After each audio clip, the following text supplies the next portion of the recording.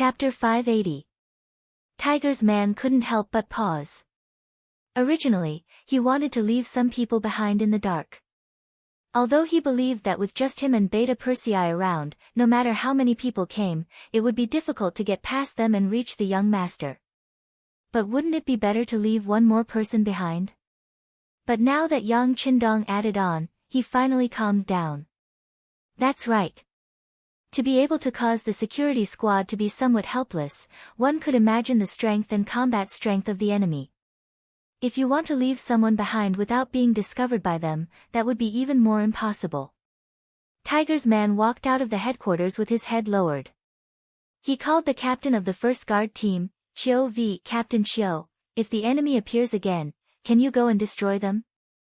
Tiger's man's murderous aura overflowed as he said these words.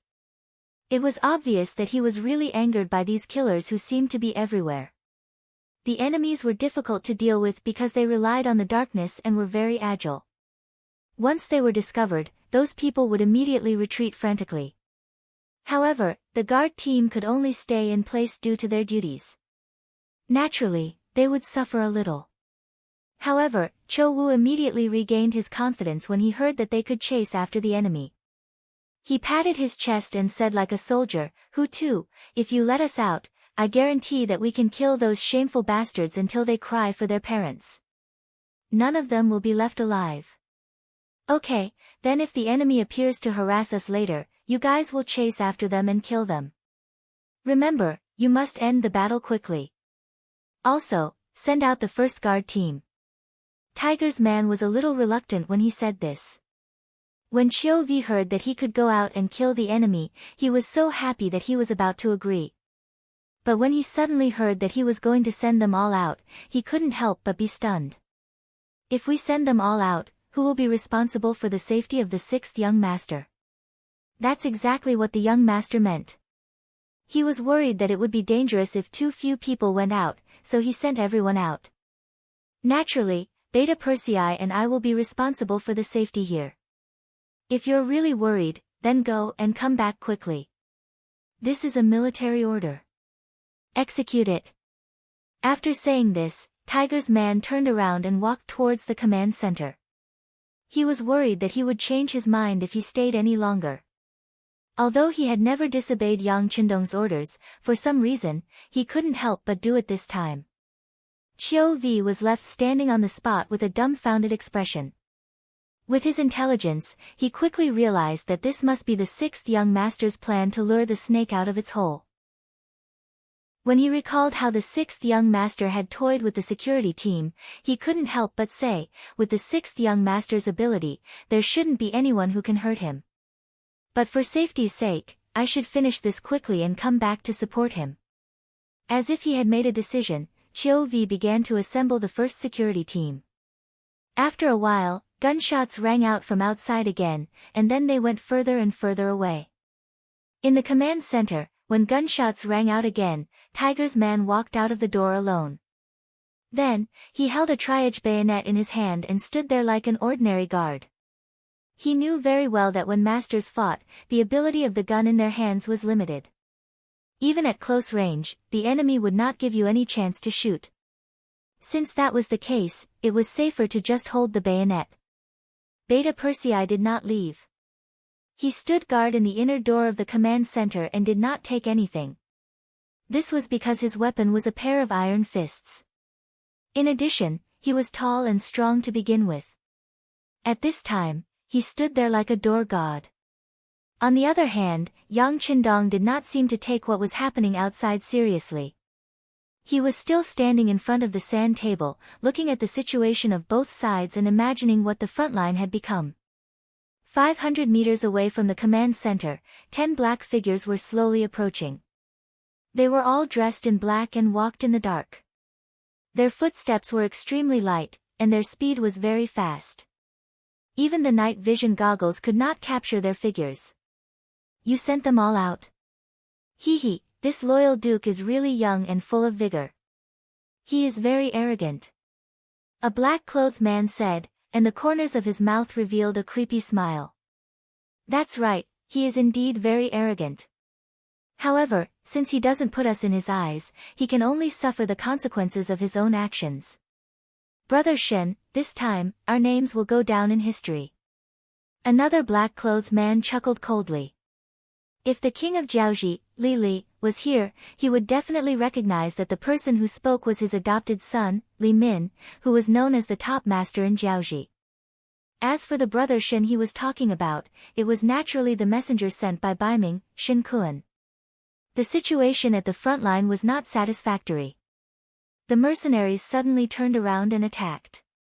They did not cherish the lives of the Han people during the day. This indeed caught Fan Yuhai off guard. However, this also gave the two of them an opportunity. They led their most elite subordinates through the edge of the battlefield and arrived at the rear. When they thought of the possibility of meeting the Ming dynasty's loyal duke and even killing him, the two of them could not help but feel their blood boil. However, they were disappointed to see that there were dozens of guards here. Moreover, each of them had extraordinary skills. The aura they exuded was even stronger than ordinary martial artists. No matter how confidently Min and Shen Kun were, they could not guarantee that they could break through these guards and arrive in front of Yang Qindong. However, if they were to leave just like that, they would be unwilling to do so. This was why they constantly harassed and even injured people with arrows in their sleeves. Originally, they wanted to annoy Yang Qindong. If he hid in his shell like a coward and did not come out, then they would continuously attack him. Even if they could not hurt him, they would make him angry. Perhaps the opportunity would come when he was angry. However, they did not expect that after just 3 rounds of harassment, these guards would actually rush out. This sudden turn of events made Li and Shen Kun very agitated. They tried to send a group of people to lure these guards further and further away, and then sent a second group of people to test the waters. Sure enough, these guards rushed out again. They counted a total of 60 people. In other words, the loyal duke should not have any forces around him. So, it was time for them to make a move. This was definitely an opportunity, although it looked more like a trap. But no matter what, they had to take a gamble, because if they did not gamble now, they were afraid that it would be very difficult to find such an opportunity in the future. So they appeared. After leaving more than a dozen people in the periphery responsible for restraining the guards who might come back at any time, each of them took 4 of their most elite subordinates and appeared. All of you, listen carefully. In a while, we will attack with all our might. We don't need to kill the enemy immediately. Just keep the 2 of them occupied. We don't have much time. Those brothers lured the guards away with the determination to die. At most, we have the time for an incense stick to burn. If we still don't succeed, we will retreat immediately and look for another opportunity. Li Min was the one who spoke. As he spoke, the corners of his mouth twitched. His heart ached for Yang Qindong. The people he brought with him this time were all experts who had followed him for many years. They could be considered as men of sacrifice. These people risked their lives to lure away the guards in order to create enough opportunities for them. When he thought of the possibility of killing Yang Qindong, and the possibility that his men would not be able to survive, he felt as if his heart had been cut by a knife. At this moment, he hated Yang Qindong even more. He believed that all the results were caused by this person. This was what it meant to condemn someone. When a person always wants to harm others, and therefore has to pay some price, they will still put the blame on the victim. Do they have to think that when they want to harm others, others should stand there and let them be cut into pieces? Is that the right thing to do? At the entrance of the headquarters, Tiger's Mane had already extinguished the torch inserted here. He stood in the darkness, opened up his 5 senses, and carefully and cautiously observed everything around him. If he alone could eliminate the assassins who came out of nowhere, young master would not have to take the risk. This was naturally the best outcome. So at this moment, Tiger's Mane was full of fighting spirit and murderous intent. His whole body was focused, waiting for the enemy to appear. Whoosh! A small arrow suddenly shot out from the darkness, aiming at the position where Tiger's Mane was standing. In the darkness, the direction of the arrow could not be seen at all. only a murderous aura appeared in the air. The previous guard was injured by this sudden arrow because of his carelessness. However, if they wanted to use the same method to deal with Tiger's mane, it was obviously not enough. Tiger's mane suddenly jumped to the side, feeling the danger, and dodged the attack. At the same time, as he fell to the ground, his roar spread in all directions. "Who are you? You only know how to plot against me." Just as the words left his mouth and his body came into close contact with the ground, four saber cheese suddenly slashed towards him from different directions. Ding ding dang dang. In that moment, Tiger's mane's military knife collided with the four steel swords. The four assassins suddenly appeared, suddenly attacked, and suddenly attacked, in order to injure Tiger's mane in the shortest time possible. Since he was able to stand guard outside the command center, his skills must not be simple. Perhaps this was what the Duke of Loyalty relied on. Thinking about it, if he killed this pillar of support, the Duke of Loyalty and Courage's expression would be very good. Although the four assassins thought highly of Tiger's mane's ability and attacked with all their strength, they still did not injure the opponent. Instead, Tiger's mane stood up like a carp and laughed. "So it's four reckless dogs, bark. Watch me take your lives." Tiger's mane would not shout for no reason. This was to remind young master in the headquarters that four enemies had appeared. Chapter 581. The military knife in his hand shone with a cold light. In an extremely short period of time, Hu Mang had exchanged more than 10 blows with the four of them. He had also slowly changed from his initial arrogance to defense. The strength of these four people was too strong, especially when they were using a joint attack technique. When the two of them worked together, they were able to exert a combat power that was several times higher than their own strength. If it was one-on-one, Tiger's mane was confident that he could take down any one of them within 10 moves. However, in the face of a joint attack technique and four opponents at that, he was a little overwhelmed and had no choice but to switch from attacking to defending. In the command center, the sound of weapons colliding could be heard from outside. Beta Persei, who was standing there, felt his heart throb. Obviously, he was affected by the murderous aura outside and could not help but feel his hands and feet itch. "Go, help Tiger's mane. I can feel that the people who are coming are not weak." Yang Qindong finally stopped looking at the sand table and said to Beta Persei very seriously. "Young master, I have to protect your safety." Beta Persei also knew the urgency of the situation and even knew what his mission was. This was one of the rare occasions when Beta Persei obeyed orders and did not carry out them. He looked at Yang Qindong with amusement. "Well, don't you know the strength of the young master? You have to have confidence in your young master. Go." Yang Qindong chuckled. Oh. It was unknown if Yang Qindong's smile had infected Beta Persei, or if he really had great confidence in the strength of the young master. After agreeing, Beta Persei pulled open the curtain of the command center and rushed out. "Tiger's mane, you're too weak. Let me help you. Get lost. Go back and protect the young master. You're not needed here." Even though Tiger's mane had already been forced back a few steps, his voice still rang out like a roar. Unfortunately, Beta Persei came under the orders of the sixth young master. How could he care about Tiger's mane? He roared and rushed into the battle, instantly sharing the firepower and attracting the attention of the other two players. Because of this, Tiger's mane's pressure was reduced. Finally, he no longer had to retreat and defend passively. He could now consider counterattacking and killing the enemy. However, before they could start their counterattack, another four shadowy figures jumped out and surrounded them. There were a total of 8 of them, and this was the last of Shen Kuan's strength. With another 4 people joining in, it was now 2 against 8. Naturally, the pressure was not small. Fortunately, Tiger's mane and Beta Persei often worked together over the years, especially when dealing with Yang Qindong. They had formed a tacit understanding. In addition, Beta Persei was still a little better than Tiger's mane in terms of skill. Although it was only a little, it could often determine the final outcome. Whoosh! While they were fighting happily, two more shadowy figures suddenly appeared and rushed to the command center. They were the leaders of this assassination, Li Min and Shen Kun. They were both absolute masters and had reached the ability to identify people by breathing. After they knew that there was only a single breath in the command center, they knew that the best opportunity had come. They rushed in without hesitation.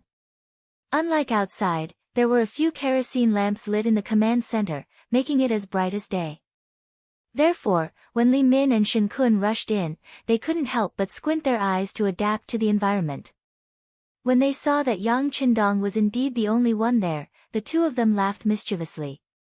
While they were laughing, Yang Qindong was also laughing. Both of you, I'm Yang Qindong, the great Ming's loyal duke. May I know your name? Do you want to know our names and origins and then take revenge afterwards? Let me tell you, no way. A sneer flashed across Shen Kun's face. Although he didn't think that Yang Qindong could still live past today, who knew if the other party still had any tricks up his sleeve? If he reported his name and word got out, wouldn't it be a pile of shit whether he killed him or not? Shen Kun had no intention of reporting his name. He just wanted to complete the mission as soon as possible. He even couldn't help but attack. However, Li Min reached out and stopped him. Then, he looked at Yang Qindong with an arrogant expression and said, "A real man doesn't change his name or surname. I'm Li Min, the adopted son of the king of Jiaoji. He's Shen Kun, Baiming's special envoy. Brother Li, you." Shen Kun didn't expect Li Min to sell him out directly. Anger appeared on his face. "Brother Shen, don't be angry. Do you think that he can still escape from the joint attack of the two of us? Even if he has some tricks up his sleeve, no one can save him at such a close distance. Don't worry." Li Min smiled at Shen Kun and looked at Yang Qindong again. She said in a condescending manner, "Promise me one thing and I'll let you die quickly so you won't have to suffer so much." "Condition?" "Let's hear it." Yang Qindong had a curious look on his face. "Immediately write an order to release my adopted father and allow him to establish a new kingdom." Li Min's voice was very firm, as if he was ordering something. Just now, Yang Qindong was still curious as to how the other party had exposed his identity. His question was just a casual thought. He didn't think that the other party would really reveal his identity and origin. Only now did he understand that Li Min still had the idea of helping her foster father, Li, restore the country. Ha ha, Yang Qindong couldn't help but laugh loudly after knowing Li Min's thoughts. "What are you laughing at?" Li Min was very confused by Yang Qindong's expression, who was about to die. "I'm laughing at your idiocy."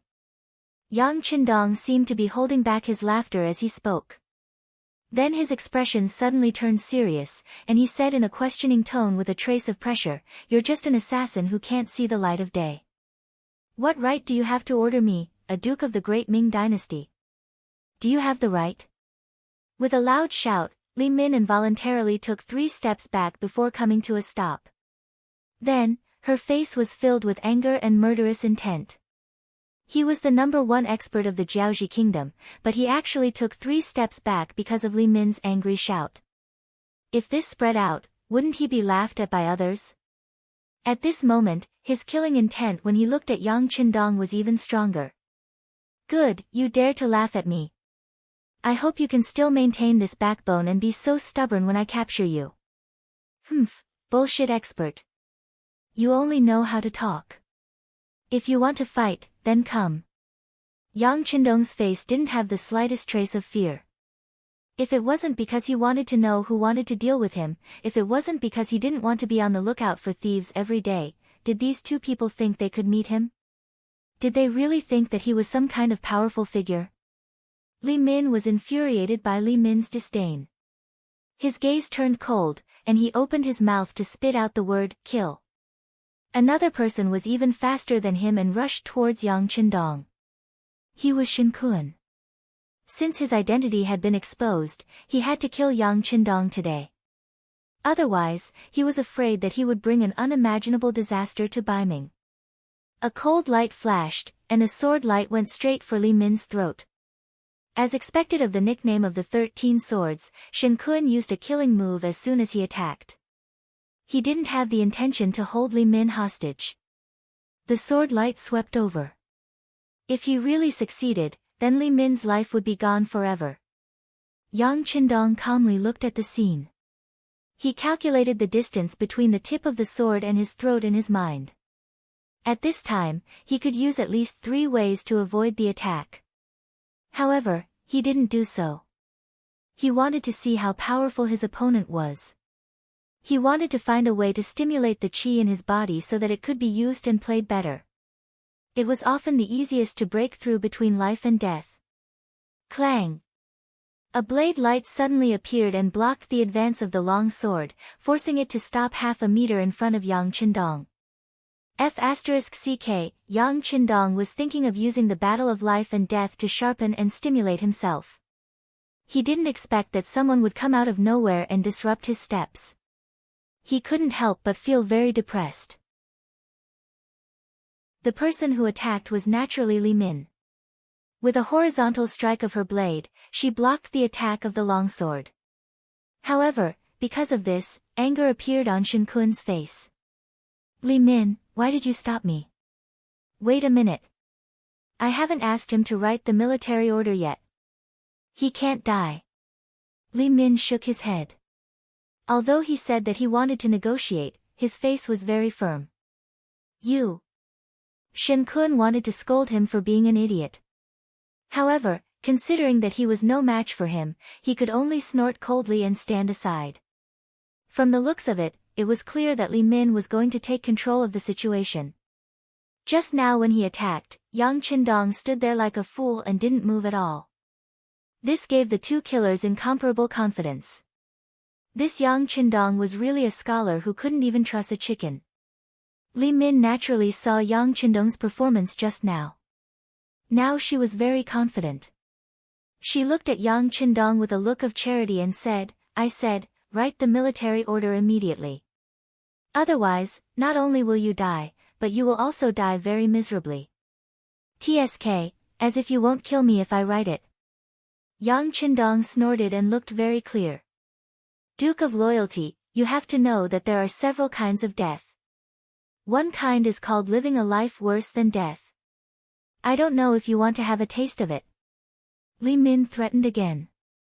At the same time, she admired Yang Qindong's performance in her heart. He was worthy of being called the god of war. At least this kind of determination was something that few people could match. I don't want to. Yang Qindong said without any surprise. This also made Li Min's eyes flash with pride. Just when she thought that she had scared the Duke of Loyalty, Yang Qindong suddenly said, Who do you think you are? Can you really hurt me? It's better to kneel down and surrender now. Maybe I can give you a quick death if I'm happy. Otherwise, I think you don't want to taste the feeling of living a life worse than death. Chapter 582. What? He originally thought that the other party had given in, but unexpectedly, the other party began to threaten him. Li Min, who thought that he had misheard, widened his eyes in disbelief. On the other hand, Shen Kun clearly heard the words just now. Although he did not know where Yang Qindong's confidence came from, he did not mind him repeating the words just now. Brotherly, he wants you to learn from a dog and kneel on the ground and beg for surrender. Do you really not want to live anymore? Li Min's face was flushed red. Obviously, he was very angry. The veins on his right hand that was holding the knife suddenly popped out. He looked like he was going to kill someone at any time. Shen Kun's words had provoked him to the point that he wanted to kill someone. TSK, as if you said that you won't do anything to me. Yang Qindong rolled his eyes and said as if he was joking. Very well, then I will kill and cut off your legs. Anyway, I don't need them to write. Li Min, who had been successfully enraged, decided to give Yang Qindong a taste of his strength first. Anyway, he did not intend to let the other party die so easily. He would slowly torture him. He raised his right hand, and the knife was like a gust of wind, directly chopping towards Yang Qindong's legs. Li Min did not intend to hold back this time. This was originally a game of life and death. Whoever had a merciful heart did not deserve to play this game of death. Shen Kun watched from the side. Yang Qindong, who had lost his legs, could no longer pose any threat to Bai Ming. After all, have you ever seen a powerful person who did not even have legs? How could such a person be qualified to compete for the world's hegemony? Under the gaze of both sides, Yang Qindong, who seemed to be dead for sure, smiled at this moment. Did he really think that he was a soft persimmon? Did he think that he could teach him a lesson with a knife? Well, then he would use facts to prove that anyone who dared to look down on him would have to pay a heavy price, or even lose their lives. Even before the saber arrived, it brought with it a wave of saber energy. If an ordinary person were to face this saber attack, they would be scared silly. Li Min and Shen Kun were also looking forward to seeing Yang Qindong's stupefied expression. However, they were destined to be disappointed. Just as the blade was about to reach his legs, the sixth young master leaped into the air and easily dodged the blade. While he was still in midair, he executed a divine dragon tail whip. His feet, which were clad in military boots, smashed towards Li Min's shoulder like a huge rock. Feeling the power of this kick, Li Min's expression changed greatly. He had a feeling that if this kick landed, his shoulder blade would be completely shattered. At the critical moment, he hurriedly retreated, wanting to avoid this heavy blow. As expected of the #1 expert in the Jiaoji kingdom, Li Min's reaction was as quick as a fox, causing the huge foot to miss. Just as he was about to stabilize his body, he was drenched in cold sweat. Another kick was aimed at his face. Bang! The heavy blow landed on his face like a ruthless slap. Under the force of the kick, Li Min's entire body spun 360 degrees and then fell to the ground with a thud. Chain kick. Shen Kun, who originally wanted to watch the show, suddenly spoke up. Then, he put away his careless expression and became serious. Wrong, it's 3 consecutive kicks. Both of his feet had already landed on the ground, and he said with a face full of arrogance. Originally, his personality was not that serious. However, due to his position, he had to make some changes. Usually, other than when he was with his wives, he had to pretend to be deep and serious. Now that there were no outsiders around, he could finally be himself for a while. His arrogant and somewhat arrogant side was revealed. The 3 consecutive kicks were the strengthening board of the chain kick. It allowed one to kick 3 times consecutively in an extremely short period of time to achieve the goal of injuring others. This was learned from Wang Yong, who was extremely good at leg techniques. With the existence of the qi, not only was he better at using it than Wang Yong, but the power was also amplified. Pooh! Li Min spat out a mouthful of blood from his mouth, along with 2 teeth. He slowly stood up from the ground. A very obvious footprint was imprinted on Li Min's face, making him look very miserable. Very good, it turns out that we have all underestimated you. Not only did Li Min have such thoughts, Shen Kun also had the same thoughts. How could someone who could casually kick 3 consecutive kicks be easy to bully?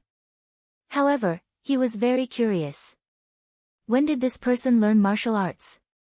Ever since Yang Qindong appeared in the capital of Baiming and did a series of big things, everything related to him had been thoroughly investigated by the Imperial Secret Service and the East Faction Guards.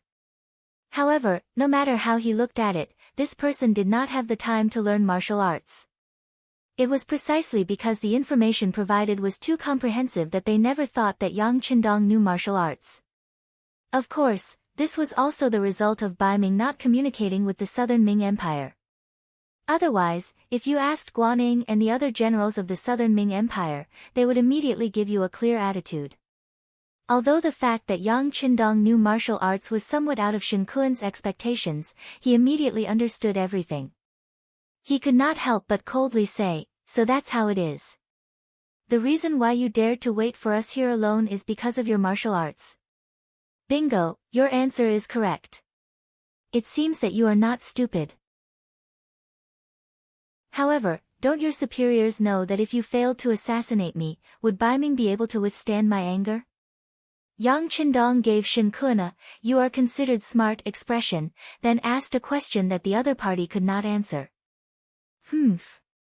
Since he could not answer, Shen Kun naturally did not need to answer. He just snorted coldly and looked at Li Min. Originally, his identity was confidential. Even if they wanted to investigate, they would not be able to find any relationship between him and Bai Ming. However, it was all Li Min's fault. He was too arrogant and exposed his identity. If they could not kill Yang Qindong today, the next unlucky one would be the Southern Ming Empire. Don't look at me like that. Today, he will definitely die here. Li Min naturally understood Shen Kun's intention, but he did not care. He had always been the type to not give up until he achieved his goal. At the same time, he was also a person who would do anything to achieve his goal. Therefore, he had made sufficient preparations. If he did not succeed, he would die for a righteous cause. Li Min said decisively and was even more absolute. This also increased Shen Kun's desire to silence him. He nodded, "Okay, in that case, the two of us will work together to kill him." "Okay."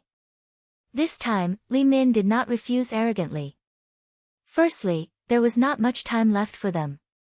Secondly, Yang Qindong had shown a certain level of strength, which was worthy of his attention. See, I told you. The two of you should have come together long ago. Otherwise, I'm afraid you won't have time to show off. My men are coming back.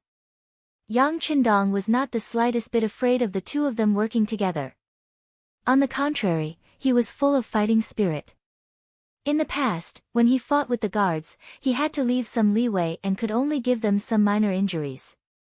How could it be more satisfying than a life-and-death battle now? You will regret it. Seeing Yang Qindong so confident, Li Min's eyes flashed with anger. Then, his figure suddenly rushed forward and the big sword in his hand was swung halfway. On the other side, Shen Kun also drew a flower with his long sword and passed it to Yang Qindong from the other side. What was different from before was that he also had a sword in his left hand. Now he was using two swords at the same time. Come on. Yang Qindong didn't show the slightest trace of fear even though he was fighting against two experts by himself. On the contrary, with a loud shout, a military knife appeared in his hand, and he faced the sword and saber head-on. Ding dang dang, ding dang dang. In a very short period of time, the three of them continuously exchanged more than a dozen moves. After that, they separated again and stood in a triangle. Although it was only a dozen moves, Li Min was a little out of breath. In a fight between masters, the slightest difference would often result in a head falling to the ground. Every move required countless calculations in the brain. Compared to Li Min, Shen Kun's strength was slightly weaker. Hence, his breathing was even more violent. After he stopped, he actually took 3 deep breaths before his complexion once again returned to its ruddy state. Moreover, when he looked at Yang Qindong, his gaze was a little more cautious. Among the three of them, Yang Qindong performed the best. As long as he had the time, he would train with the warriors and constantly increase his own strength. This short exchange of blows did not make him feel anything. It was because he did not feel anything that he looked at Li Min and Shen Kun with some displeasure. What? Didn't you eat when you came? You want to kill me with these moves? I think you should go back and drink milk from your mother first. Impudent. Hearing Yang Qindong humiliating him like this, Li Min roared and stepped forward again. The strength of the big sword in his hand increased a little, so that when he swung the sword, there was a heavy chi. Li Min was an orphan. He did not know what his mother looked like. Therefore, people who knew him would never mention anything about his parents in front of him. Yang Qindong said it, which naturally made him angry. At this moment, he released all his strength through his arm. Ding, ding dang. After just one hit, Yang Qindong felt the military knife in his arm sink. He had to take 2 steps back to avoid the sharp edge and at the same time, completely dispersing the force. Not bad, this is a little interesting. Knowing that Li Min was using all his strength, Yang Qindong said as he mobilized the qi in his body. Suddenly, his whole body's momentum rose. Once again, Yang Qindong took the initiative to attack. The military knife in his hand was used as a big sword to meet the big sword in Li Min's hand. Ding ding ding ding, using brute force against brute force, the two of them clashed dozens of times in a very short period of time. Finally, Li Min took 5 or 6 steps back and stopped the fight. Fortunately, the quality of the weapons on both sides was quite good. Otherwise, the steel saber would have been broken before the strength was exhausted from the collision. Chapter 583. Li Min's face was pale as he retreated. Just a moment ago, he felt that his right arm was swollen. Now, when he tried to lift it, he felt extremely sore. For a long time, he had boasted that he was the strongest and had never met an opponent. But now, the facts had told him that there was always someone stronger than him, and the person who was stronger than him was Yang Qindong. "I'll do it." Shen Kun naturally saw that Li Min had suffered internal injuries. As an ally, he had to do his best. With a loud shout, the long sword in his hand flew towards Yang Qindong like a snake flicking its tongue. When he leaped up, the flying swords in his hands flew out. Then, he drew his sword and threw it again. In the blink of an eye, 12 of the 13 swords flew out. The sword net was like a swarm of bees. Yang Qindong first stared at the 12 sword winds seriously. When the sword tips were about to land in front of him, he suddenly thrust the military knife in his hand forward and pointed it straight at the swords. "You're courting death." Seeing that Yang Qindong actually pointed casually in the midst of the swords, a cold killing intent flashed across Shen Kun's face. This was his famous unique skill, the 100 sword fingers. 12 swords formed a net of sword attacks. Even when he faced Li Min before, she could only retreat to avoid the attack. However, when it was Yang Qindong, he did not dodge at all. Wasn't that just courting death? At this moment, Shen Kun seemed to see Yang Qindong being pierced full of holes by the sword net. At that time, he would return to Baiming with the identity of having successfully assassinated Yang Qindong. If he wasn't a hero, then what was he? From then on, his Shen family's reputation would be glorified because of him. At that time, it was not impossible for him to have a wife and a son. With a smile on his face, he seemed to have seen a beautiful future. However, his body suddenly stopped moving forward. He intuitively felt that the tip of the sword seemed to be blocked. He looked at the sword, and what he saw made him turn pale with fright. His whole body trembled. The tip of the sword was perfectly blocked by the tip of the stiletto. It was as if the two weapons were connected together, and no one could see any gap between them. Shen Kun was really frightened. The other party had not only dodged the attacks of the 12 flying swords with a casual wave of his hand, but he was also able to locate the body of his last sword. He was even able to hit the tip of the sword and successfully block it. What kind of speed did this require? What kind of eyesight? What kind of power? Shen Kun was still shocked. This was something that even Li Min couldn't do. Suddenly, he felt a sharp pain in his arm. He saw his opponent's stiletto circling around in the air, and his sword seemed to be attracted to it as it circled around as well. After a dozen or so rounds, a huge force came and separated the two weapons. At this moment, Shen Kun's arm had been twisted like a fried dough twist. Not to mention that his clothes were torn, even the bones in his arm were exposed. The white bones piercing out of his flesh were very obvious. Ah! The miserable state of his arm made Shen Kun involuntarily cry out. He was frightened and in pain. What a ruthless move. Li Min at the side had already adjusted his breathing. The pain in his arm was not as unbearable as before, but when he saw this scene, he couldn't help but feel his whole body go numb. They were humans, not gods. No one would be able to withstand this kind of pain. Not to mention, his right arm was completely crippled. For a swordsman, this was equivalent to having no future. Am I ruthless? Compared to you wanting to take my life, I am already very merciful. Yang Qindong looked at Li Min with a smile, but no matter how one looked at it, there was a murderous aura in that smile. Since Yang Qindong was able to break the 100-finger sword in one move, if he wanted to kill Shen Kun, it wouldn't be easy, but it definitely wouldn't be too difficult. However, he only crippled one of Shen Kun's arms. No matter how one looked at it, it was considered merciful.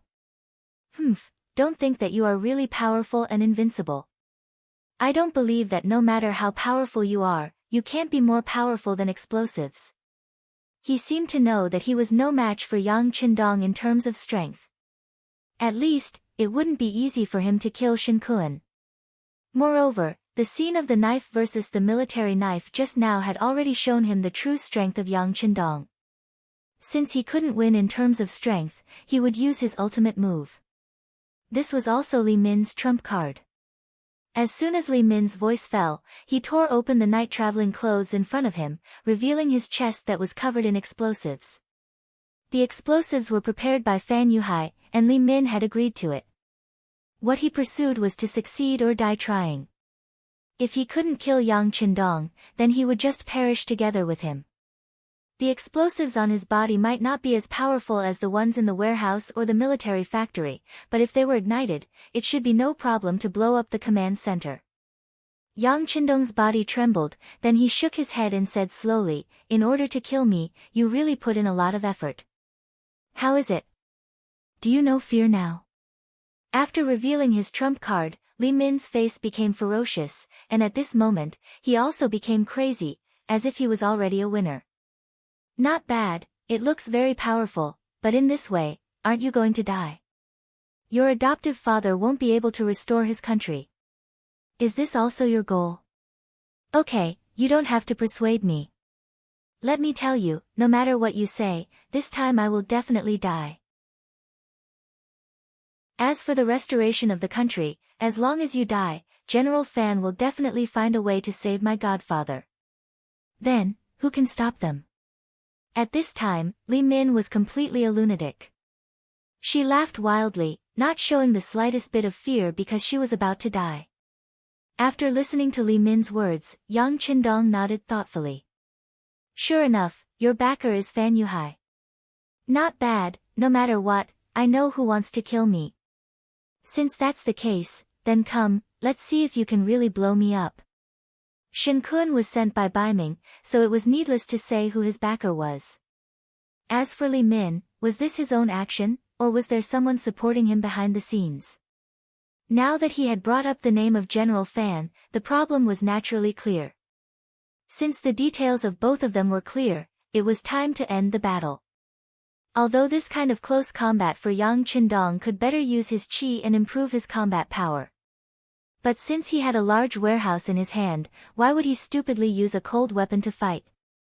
This was exactly what a wise person would do, playing up one's shortcomings and avoiding one's strengths. Facing Li Min, who was tied with explosives, Yang Qindong's expression was calm, and if one looked carefully, there was even a trace of disdain. After Li Min saw this, it made him even angrier. Although he was an orphan, no matter what he did since he was young, he always strived to be the best. No matter what he did, he could always gain the respect of others. But now, he was being looked down upon. "What, do you really think I don't dare to detonate the explosives and die with you?" Provoked, Li Min laughed maniacally, and then his eyes revealed a crazed look.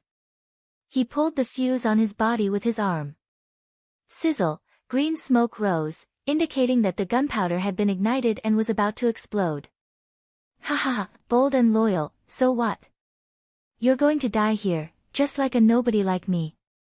When the time comes, ashes to ashes, dust to dust, what's the difference between us?" Li Min, who seemed to have entered a crazed state, laughed maniacally, as if he had gotten what he wanted. As long as he could kill Yang Qindong, Fan Yuhai would have a lot more opportunities, and there would be hope for his godfather to restore Jiaoji. In this way, his death was completely worth it. "You're crazy." Shen Kun, who was half kneeling on the ground, pointed at Li Min with his left hand, his mouth agape. He did not know if his cold sweat was caused by fear, or by the pain caused by Yang Qindong's heavy injury. In order to achieve your goal, you'll do anything. You do have the potential to be a hero. Unfortunately, you've chosen me as your opponent, so you're destined to get nothing, only death. Facing Li Min, whose fuse was getting shorter and shorter, Yang Qindong evaluated him as a winner. Then, a mysterious smile appeared on his face. Following that, he suddenly disappeared from where he stood. No matter how glib your tongue is, you're still going to. Li Min, who was about to mock Yang Qindong, suddenly realized that his opponent had disappeared. Not only that, even his aura had disappeared. He was an assassin, an ace assassin, the #1 expert in Jiaoji. He was confident that Yang Qindong did not use any tricks to hide, just like how Japanese ninjas would use the principle of light refraction to suddenly disappear. But no matter what. That kind of disappearance was only the disappearance of the body, but if one were to sense it carefully, the aura was still there. Moreover, a true expert could kill by tracking the aura. However, Yang Qindong did not even leave behind a trace of his aura. It was as if he had never appeared here in the first place. What's going on? Where is he? Seeing that the fuse was about to be lit, and the target had disappeared, Li Min felt so depressed that he was about to vomit blood. He's not a human, he's a demon, a demon. Shen Kun, who was kneeling on the ground, was also searching for Yang Qindong's aura, but he did not find anything. At this moment, he could not help but shout, as if his spirit had been completely destroyed, and he looked like a crazy demon. Boom! Time did not give the two of them a chance to speak again. The explosives were finally ignited, and then it caused a huge explosion. Although the composition of the explosives was not at its strongest state, it was not a problem to flatten the surrounding 5 to 6 meters. Thus, more than half of the command center was destroyed by the impact of the explosives. At the same time, the two high-level assassins, Li Min and Shen Kun, were also destroyed. Chapter 584. Young Master. Tiger's Mane and Beta Persei, who were fighting with the killers outside the headquarters, looked back in shock. Looking at the headquarters that had been mostly destroyed and the loud rumbling in their ears, their eyes turned from black to white and then to red. They had really gone crazy. The young master was like a god in their eyes. The young master was the guiding light of their life, and the young master was their soul. But now that their souls were gone, how could they continue to live? Kill! At this moment, Tiger's Mane and Beta Persei burst out at the same time. Facing 4 extremely powerful killers, they all showed their most violent side, and their strength had more than doubled in a short period of time. Speaking of which, Tiger's Mane and Beta Persei's foundation was not very good. They were not the kind of people who had practiced martial arts since they were young, nor were they martial arts geniuses. Their strength gradually increased because they followed Yang Qindong and were taken care of by him. It's just that this kind of strength was naturally no problem for them to deal with ordinary people, but once they encountered a powerful killer, they seemed a little powerless. This was also the reason why after fighting for a long time, they still couldn't deal with the enemy in front of them even though they knew that the young master might be in danger. But now it was different. The sound of the explosion was a little too wild. Worried about the safety of the 6th young master, the two burst out, breaking through their own potential and increasing their combat power. If all of this was used on ordinary people, it should be said that they were anxious.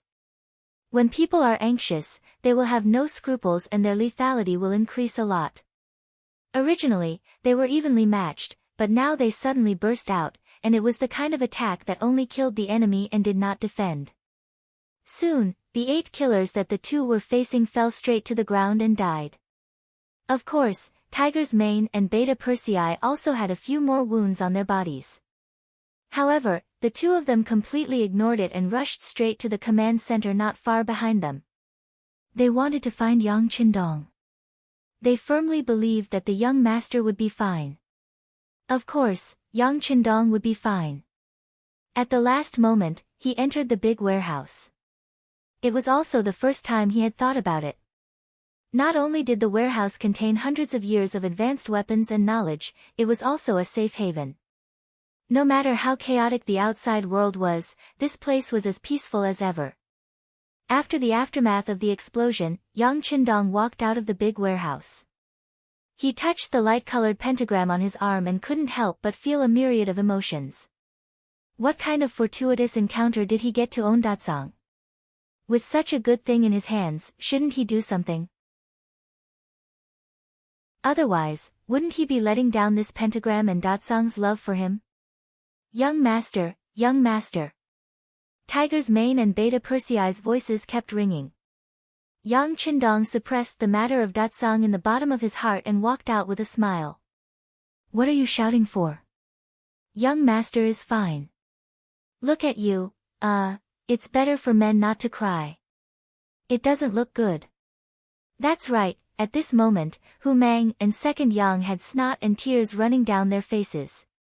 For a grown man to cry like this, it was indeed unsightly.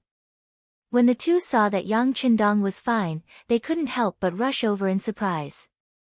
They touched the sixth young master's body here and there, as if they were afraid that something was missing. Okay, I'm fine. I hid too far away just now. The explosion didn't hurt us, but the command center, and the sand table was blown away. What a pity. Pfft, Tiger's mane and Beta Persei almost spat out their saliva. At this time, he was still thinking about the loss of the sand table. Their young master was really careless. What a weirdo.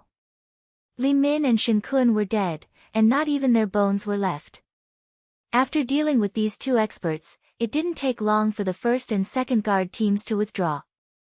They loyally completed Yang Qindong's arrangement and chased all the way out, killing all the black-clothed assassins they saw. But when they returned to the camp, they couldn't help but blame themselves. The command center was blown up. Fortunately, the sixth young master was fine. Otherwise, they would have to apologize with their lives. Even if Yang Qindong was fine, the two captains, Qiu Vi and Dao Xiao, still came to apologize. In this regard, Yang Qindong did criticize them. See, there will always be someone stronger than you. Your abilities are still lacking. If it weren't for the young master, my strength is not bad, wouldn't it be dangerous this time? Just you wait. When this is over, you will train hard for me. When the time comes, whoever complains about being tired will have to leave the guard team and serve in the cold front. In the face of Yang Qindong's reprimand, the two captains obeyed and didn't talk back. They knew that the young master was doing this for their own good. After today's incident, they also decided to train harder. In the future, they must not let today's dangerous incident happen again. Below Sangnu City, the mercenaries were cleaning up the battlefield and surrounding the place. After a night of charging and fighting, the Lansang soldiers were defeated. Of the 50,000 Lansang soldiers, 45,000 Fan Yuhai soldiers escaped with Sang Wenla. Less than 10,000 of them escaped into the city. The rest were either killed or captured. Also captured were the 100,000 laborers of Lansang, as well as 20,000 Han civilians and countless military supplies. The harvest from this battle was bountiful. This battle also showed the might of the mercenaries, which could be seen from the morale of the soldiers. When Yang Qindong arrived outside the city, he saw the tired but energetic soldiers. Good. Everyone fought well in this battle. Someone will calculate the military merits later. As for now, everyone should have a good night's rest. We will attack the city tomorrow morning. Yang Qindong's affirmative attitude made all the soldiers who participated in the battle excited and happy. Some of them were already thinking about how to perform well in the battle tomorrow. On the contrary, in Sangnu City, General Sang Wenla was dispirited. He originally thought that he had found the weakness of the mercenaries and saw the hope of victory. But who would have thought that everything would be reversed at night? Not only was the army heavily damaged, they could only wait in the city to be attacked. Tell the brothers to defend the city. We must be confident. In a few days, the king will send reinforcements. At that time, it will be time for us to counterattack. These words also attracted the approval of some of the captains and Kiliarchs. It seemed that the morale of the soldiers had also increased. Only Sang Wenla knew that the Lansang kingdom did not have any reinforcements. In the Battle of Wuha Forest, General Lati died and they lost 100,000 soldiers. In the Battle of Hanoi City, General Sai Shi died and they lost 60,000 to 70,000 soldiers. Last night, they lost another battle and they lost nearly 100,000 soldiers. After consecutive defeats, the military strength of the Lansang kingdom had long been depleted. The 60,000 soldiers in his hands were the main force of the entire army. However, this main force was still surrounded by people, as if they would be eaten up at any time. These mercenaries were too scary. In the midst of trembling, the night finally passed. At dawn the next day, the mercenaries outside Sangnu city gathered and stood quietly outside the city, waiting for the sixth young master to give them the order to attack. Yang Qindong also changed into the golden marshal's uniform and walked over to a high ground outside the city. Victory in war was the result of the joint efforts of the generals and soldiers. In Yang Qindong's view, the strength of an army could be reflected from its external performance. It was roughly divided into 4 classes. The 4th class was a motley crew. They had no military discipline and robbed everywhere without a goal. Such an army would scatter as soon as they were attacked by an organized army. They were definitely not strong. The 3rd class army had a complete organizational structure. Their military formation was neat and uniform, but their fighting spirit was not high. Although they were stronger than the 4th class army, as long as they encountered an enemy with more fighting strength, they would definitely be defeated. They could not be considered strong in this aspect. 2nd class armies not only had a unified command system, but they were also well equipped. Their morale was also high. During the march, they would often shout slogans like, "Kill the enemy and serve the country." The soldiers were extremely brave. This class of army had momentum. They were not afraid of any enemy and could be called a powerful army. However, it was a pity that they were not the strongest. Compared to the strongest army, they still lacked a certain quality. This quality was silence. The strongest army was a silent army. This silence did not mean that the people in the army were mutes or did not speak. The so-called silence referred to a kind of momentum. Although there were tens of thousands of people, there was only one voice, one order, one goal, one step, one decision. In the end, to accomplish something, it would explode with unimaginable power. Leng Feng was the representative of the power of silence. When they moved, they were like thunder, shocking the world. When they were still, they were like statues, motionless and steady. With such an army and the powerful firearms provided by Dachang, there was no reason for them to lose or not win. At this moment, outside Mulberry Rage City, a dense mass of soldiers stood in the valley.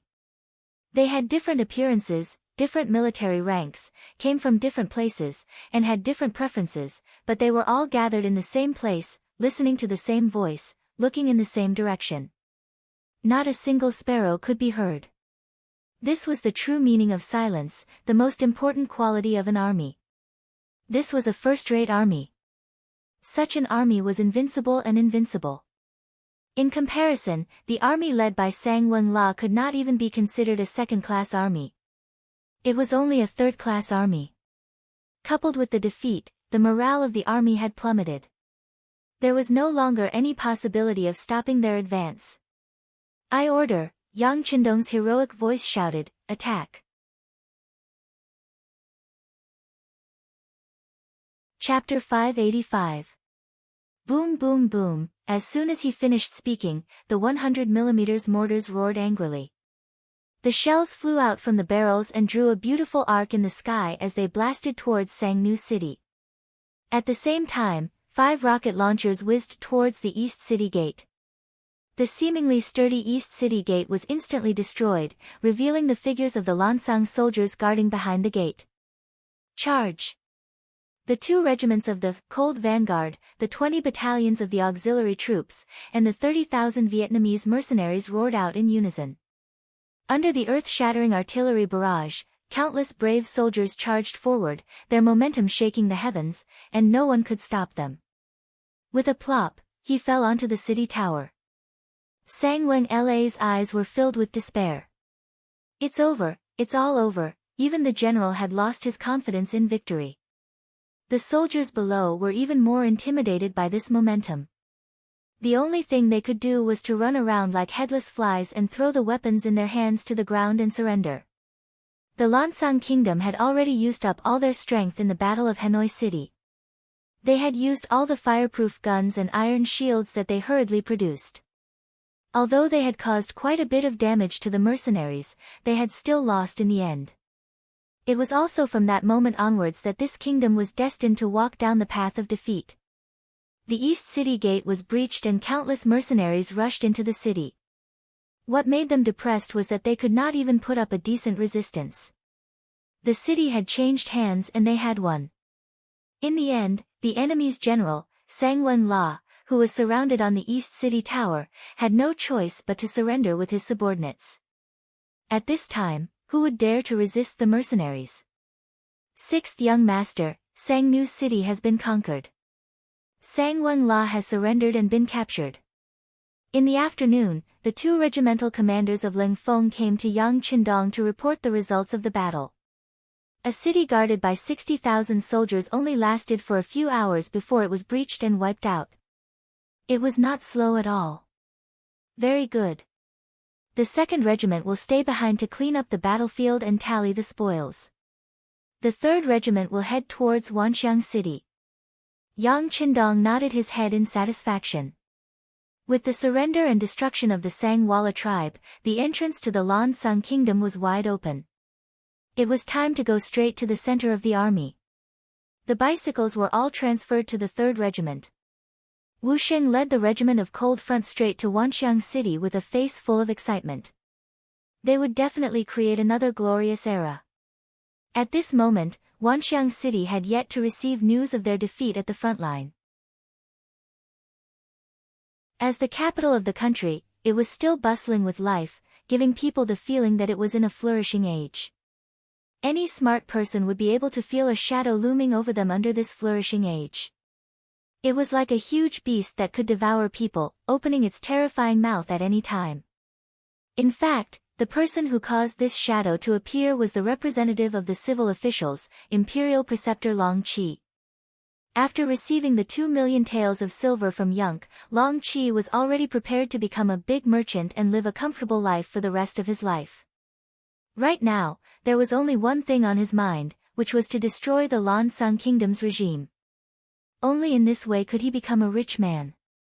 If you wanted to do great things, you would always need help. After careful consideration, Long Qi's gaze landed on a person called He Guang.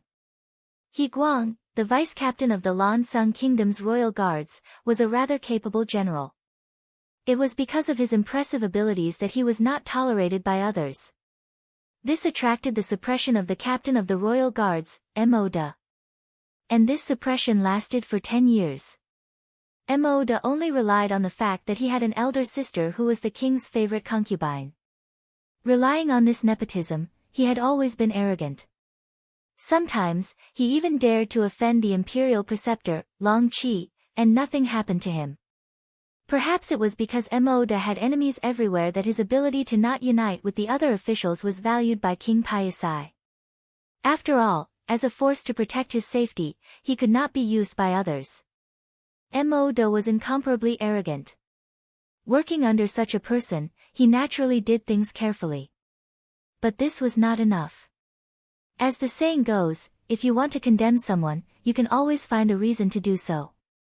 In order to prevent others from deliberately making things difficult for him, these subordinates also needed to find some backing. Coincidentally, the person He Guang found was Imperial Preceptor Long Qi. However, this did not mean that He Guang would rely on Long Qi. As the vice-captain, he still had a lot of autonomy. It was just that the relationship between the two sides was very good, and they could help each other on many things. In this kind of environment, it was normal for Long Qi to set his goal on persuading He Guang. After discussing with Yunk, Long Qi was prepared to give it a try. This was why he invited He Guang to his residence with the excuse of inviting him to a banquet. The scale of the banquet was very small. When the tall and valiant He Guang entered the banquet hall, he only saw Imperial Preceptor Long Qi and a stranger. There was not even a servant to serve them. "Ha ha ha, Captain, he is here. Please take a seat, we're just waiting for you." After seeing He Guang appear, Long Qi laughed loudly and stood up, inviting him to sit down. Skylark, on the other hand, remained seated without the slightest intention of getting up. This attracted He Guang's attention and made him ponder deeply. This person was so unfamiliar. What kind of identity did he have to be so arrogant? It seemed like he did not even give face to the Imperial Preceptor. Looking at Long Qi, he did not seem angry at all. This was a little strange. He Guang had been the vice-captain of the king's guards for so many years, and he was used to enduring. Therefore, when he looked at Yunk sitting there, he only nodded politely as a greeting. Then, he sat down on the prepared chair. After the three of them sat down, Long Qi smiled at He Guang. "General He, the war at the front is going well. What are your thoughts on the battle at Sangnu City?" The hottest topic among the upper echelons of the Lansang Kingdom was the war at the front. Even the commoners on the streets could talk about it. As the vice-captain of the royal guards, how could He Guang not know? Therefore, after thinking for a while, he said, "There is General Sang Wen La at the front, and there is also the help of Jiaoji's famous General Fan Yuhai. With His Majesty's full support, victory is just around the corner." He Guang said these words very smoothly, as if he had said these words countless times. Hearing this, Long Qi just smiled. Suddenly, his face became very serious as he asked, "Is this really what the general is thinking?" "Ah." He Guang did not know why Long Qi would ask such a question. Puzzled, he asked, "But what does the Imperial Preceptor mean?" "Nothing much. I just want to hear the general's thoughts. Speaking of which, there are no outsiders here. Why don't the general be more sincere and say what you want to say?" Long Qi said like a big bad wolf leading a little rabbit to his bowl. "No outsiders, my ass. Not to mention others, just the person sitting at the side, he did not even know his name. How could he not be considered an outsider?" Of course, these were all thoughts in He Guang's heart. He could not say it out loud. Therefore, he laughed and said, "But what does the Imperial Preceptor think about this?" Long Qi seemed to have known that He Guang would ask this question.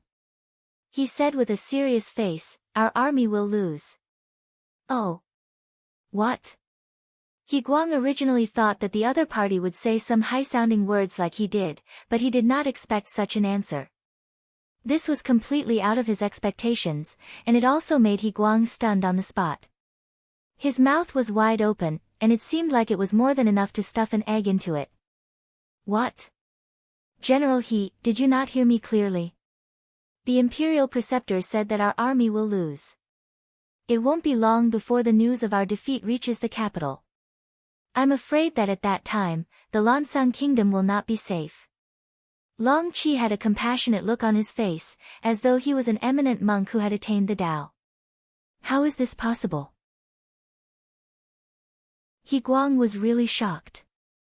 Although he was the vice-captain of the king's captain and knew the combat power of his own soldiers, they had the advantage in numbers. In addition, they had prepared for a long time. How could they lose so easily? Even if they lost 1 or 2 battles, it would not easily affect the safety of the capital. Also, Long Qi was the Imperial Preceptor. How could he say something like this that boosted the morale of others and destroyed his own prestige? He Guang could not understand this. Knowing that He Guang wouldn't believe him, Long Qi smiled again. Then, he pointed to Yunk, who was sitting there and drinking tea, and said, "Come, General He, let me introduce you. This is Special Envoy Yun sent by the Great Ming Dynasty's Duke of Loyalty and Courage." Great Ming Duke of Loyalty and Courage? Mercenary? As if he thought that he did not hear clearly, He Guang looked at Yunk and asked with a face full of doubt. At the same time, his expression was constantly changing. Yes, this special envoy greets General He. Yun Ke finally opened his mouth to speak. He spoke the standard language of the great Ming dynasty. But, it sounded like a thunderclap in He Guang's mind. What was going on? He actually saw the enemy's special envoy in the imperial preceptor's residence. This person did not go to the palace but appeared here. Could it be that he secretly came to contact the imperial preceptor? What did the imperial preceptor want to do? Betray the country? Thinking of this, He Guang suddenly stood up from the chair and pulled out the sword on his body. Imperial preceptor, this person appeared here without His Majesty's permission. He must be an enemy spy. Please allow me to take him down. Take him down. Take him to who? Whether it was Long Qi or Skylark, they didn't seem to care about He Guang's intense reaction. It was as if they didn't see the angry atmosphere and just sat there calmly. Of course it's to His Majesty. He Guang naturally replied. What happens after you hand it to His Majesty? Are you going to hand me over to His Majesty for punishment? As he spoke, Long Qi's face became gloomy. In the end, he was the imperial preceptor of a country. Once he was angry, he would be imposing without being angry. At this moment, He Guang was also intimidated by this imposing manner. Then, he suddenly remembered that this was the imperial preceptor's residence. Since Special Envoy Yun could sit there calmly and unhurriedly, it was clear that he had obtained the imperial preceptor's approval. Then, why would he capture someone here? This time, He Guang came alone and did not bring a single subordinate. If the other party turned hostile, would he be able to walk out of the imperial preceptor's residence? Chapter 586. Feeling that he was in danger, in order to protect himself, He Guang raised his sword and said to Long Qi, State teacher, you must have been deceived, right? Don't worry, I will capture this person now and send him to His Majesty. When the time comes, I will explain the situation to His Majesty and guarantee that state teacher will be fine. At this time, He Guang actually wanted to provoke. When Yunk and Long Qi saw this, they couldn't help but laugh. After a burst of laughter, Long Qi said, You came to plead for mercy for state teacher. Ha, do you really have that much face? Don't you know that you can't even protect yourself? State teacher, what do you mean? He Guang's face was puzzled. Wait a minute, put down the sword first. You make people feel uncomfortable looking at you. Without waiting for state teacher to answer the question, Yunk opened his mouth. Why should I put down the sword just because you told me to? He Guang looked at Yunk with a sneer. Ai, why do you have to do this? Yunk shook his head and reached for his waist to take out a pistol with a silencer. After gently unlocking the safety, he casually fired a shot. Pooh! The sound was effectively blocked, but the bullet was not blocked. It flew out of the barrel and hit the sword. At such a close distance, the powerful force made He Guang, who was not prepared, have to let go of the sword. With a clanking sound, the sword fell to the ground, scaring He Guang and making him break out in a cold sweat. He had long heard that the mercenaries had powerful guns, but he never had the chance to see it. Now that he finally saw it, it was indeed powerful. But after a moment of distraction, He Guang wanted to lower his head to pick up the sword, but he saw the carpet under his feet suddenly shake. Another bullet hit his feet. General He, seeing that you are a hero, I want to have a good talk with you. If you refuse a toast only to be forced to drink a forfeit, then I do not mind that the next bullet will hit your body. You will undoubtedly die. Yunk's voice spread in the banquet hall. He Guang's body stood there as if his acupoints were pressed. He did not dare to move an inch. Sure enough, it was a powerful firearm that could fire a second bullet at any time. Did that mean that it could fire a third or fourth bullet? Just as He Guang was pondering over this problem, the voice of State Preceptor Long Qi sounded in his ears, all right, General He is not an outsider. Come and sit down to talk. He Guang didn't know if the next bullet would hit him, so he might as well sit down and listen to what the other party had to say before making a decision. When he finally sat down, Grand Preceptor Long Qi said to him calmly, "General He, you are also a talent of your generation. Don't you know that a great disaster is about to befall you? Please enlighten me, Imperial Tutor." He Guang really didn't understand why he was about to face a disaster. Sigh, once the front line is defeated, what will His Majesty decide? I'm sure he'll use the power of the King's guards to counterattack. Who do you think is the leader of this group? It couldn't be that idiot Emoda himself, right? His Majesty probably wouldn't allow that. But when a general leads an army, can you guarantee victory? The hundreds of thousands of people in front of you are no match for the mercenaries. What can you do with the few people in your hands? If this isn't a great disaster, then what is? This. He Guang really wanted to deny all of this, but he knew that what the state preceptor said was true. Emoda's ability was limited, and His Majesty knew this as well. However, considering that this person was still very obedient, it was naturally not bad to raise him as a loyal dog. However, such a dog could not be released to bite people, because he did not have the ability to do so. At that time, it would be inevitable for him, the vice-captain, to lead the army. To lead the army was naturally something that every general hoped to do. However, just as the state preceptor said, the hundreds of thousands of soldiers in front of him were no match for the mercenaries. How many men could he bring out? The entire King's guards only had 20,000 people, how could they defeat the mercenaries? If that wasn't courting death, then what was? However, at that time, he would have to do so regardless of whether he was willing or not. If he agreed, he would die on the battlefield. If he didn't agree, he would very likely be taken down by Emoda. No matter what the outcome was, there wouldn't be a good ending. Layers of cold sweat began to flow out of He Guang's head. Previously, he didn't think that the army in front of him would be defeated, so he didn't consider these things. But now that it was pointed out, he realized that the situation was already so dangerous. Of course, the so-called danger would only appear when the army in front of him was completely defeated. If they didn't lose, if it was only a small defeat, then all of what the state preceptor said wouldn't happen, and he wouldn't be in danger. He Guang was still deep in thought when Skylark, who was sitting there playing with a pistol in his hand, spoke. "General He, after the state preceptor's recommendation, we found that you are indeed a character. Therefore, the Duke of Loyalty said that if you are willing to surrender, he will use you heavily. You know General Hong Jin of Yunnan Province, which is the original Jiaoji country, right? In the past, he was just a deputy general with a low status. However, he was chosen by the Duke of Loyalty and has become the current general of Yunnan Province, leading 30,000 soldiers. If General He is willing, the future General Lan Sung will be you, and you can also lead 30,000 soldiers. This way, you won't have to die, and you can also become a real general. Isn't that beautiful?"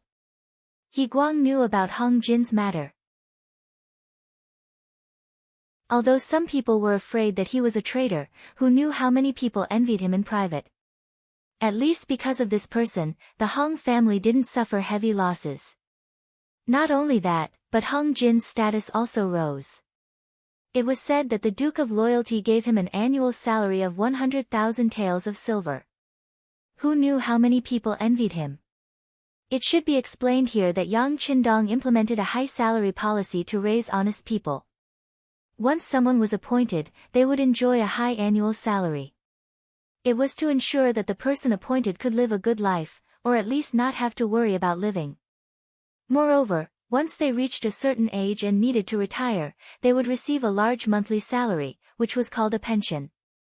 This kind of treatment would only end when the person who was enjoying it died. In other words, once someone was appointed as an official by the Duke of Loyalty, they wouldn't have to worry about food and drink for the rest of their life.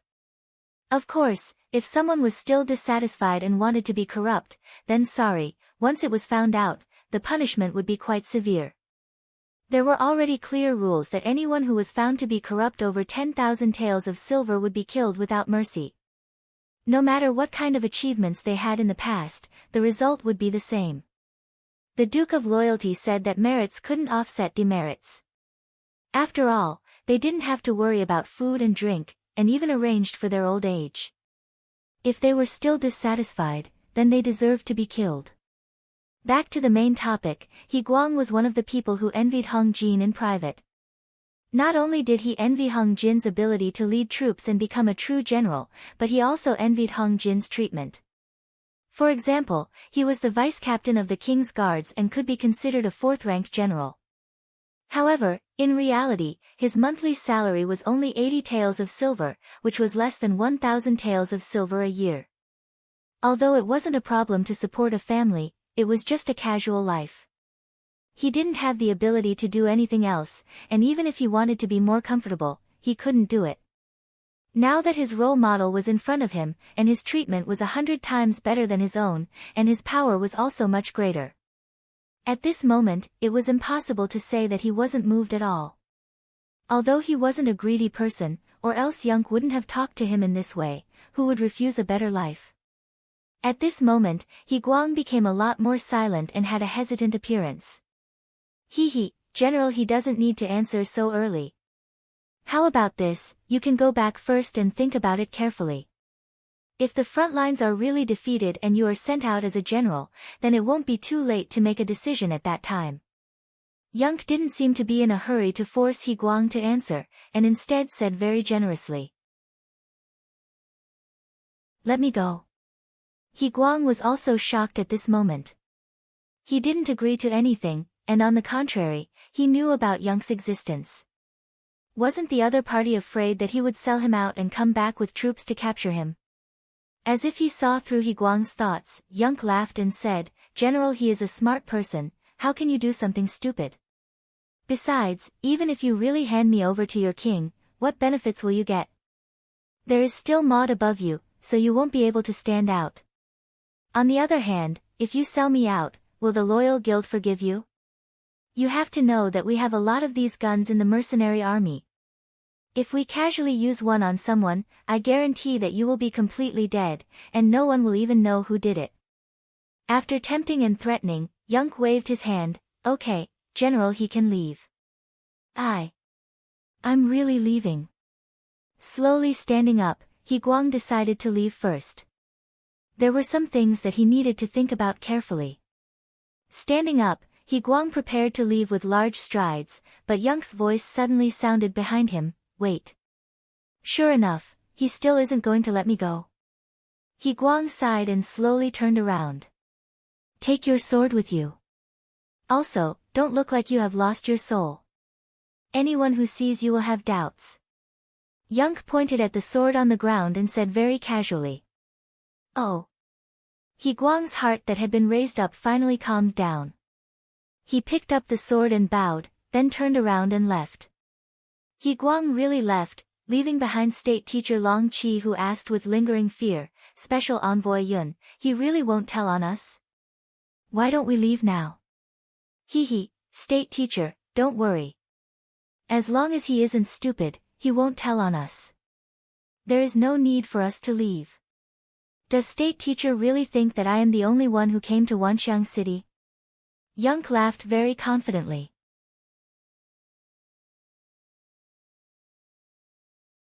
Chapter 587. The more confident Yunk was, the more confident Long Qi became. He chuckled when he heard what Yunk said. That's right. He wasn't even afraid of Yunk. What was there to be afraid of? If something really happened, he could just say that he was being held hostage. With his status as the state preceptor, there was still a lot of room for negotiation. As Yunk expected, He Guang was a smart person. He didn't choose to report it immediately. Instead, he decided to look at the situation first. Especially when he saw the deep mark made by the bullet on the saber, he didn't have the thought of reporting it. Just as they said, there was no benefit in reporting it.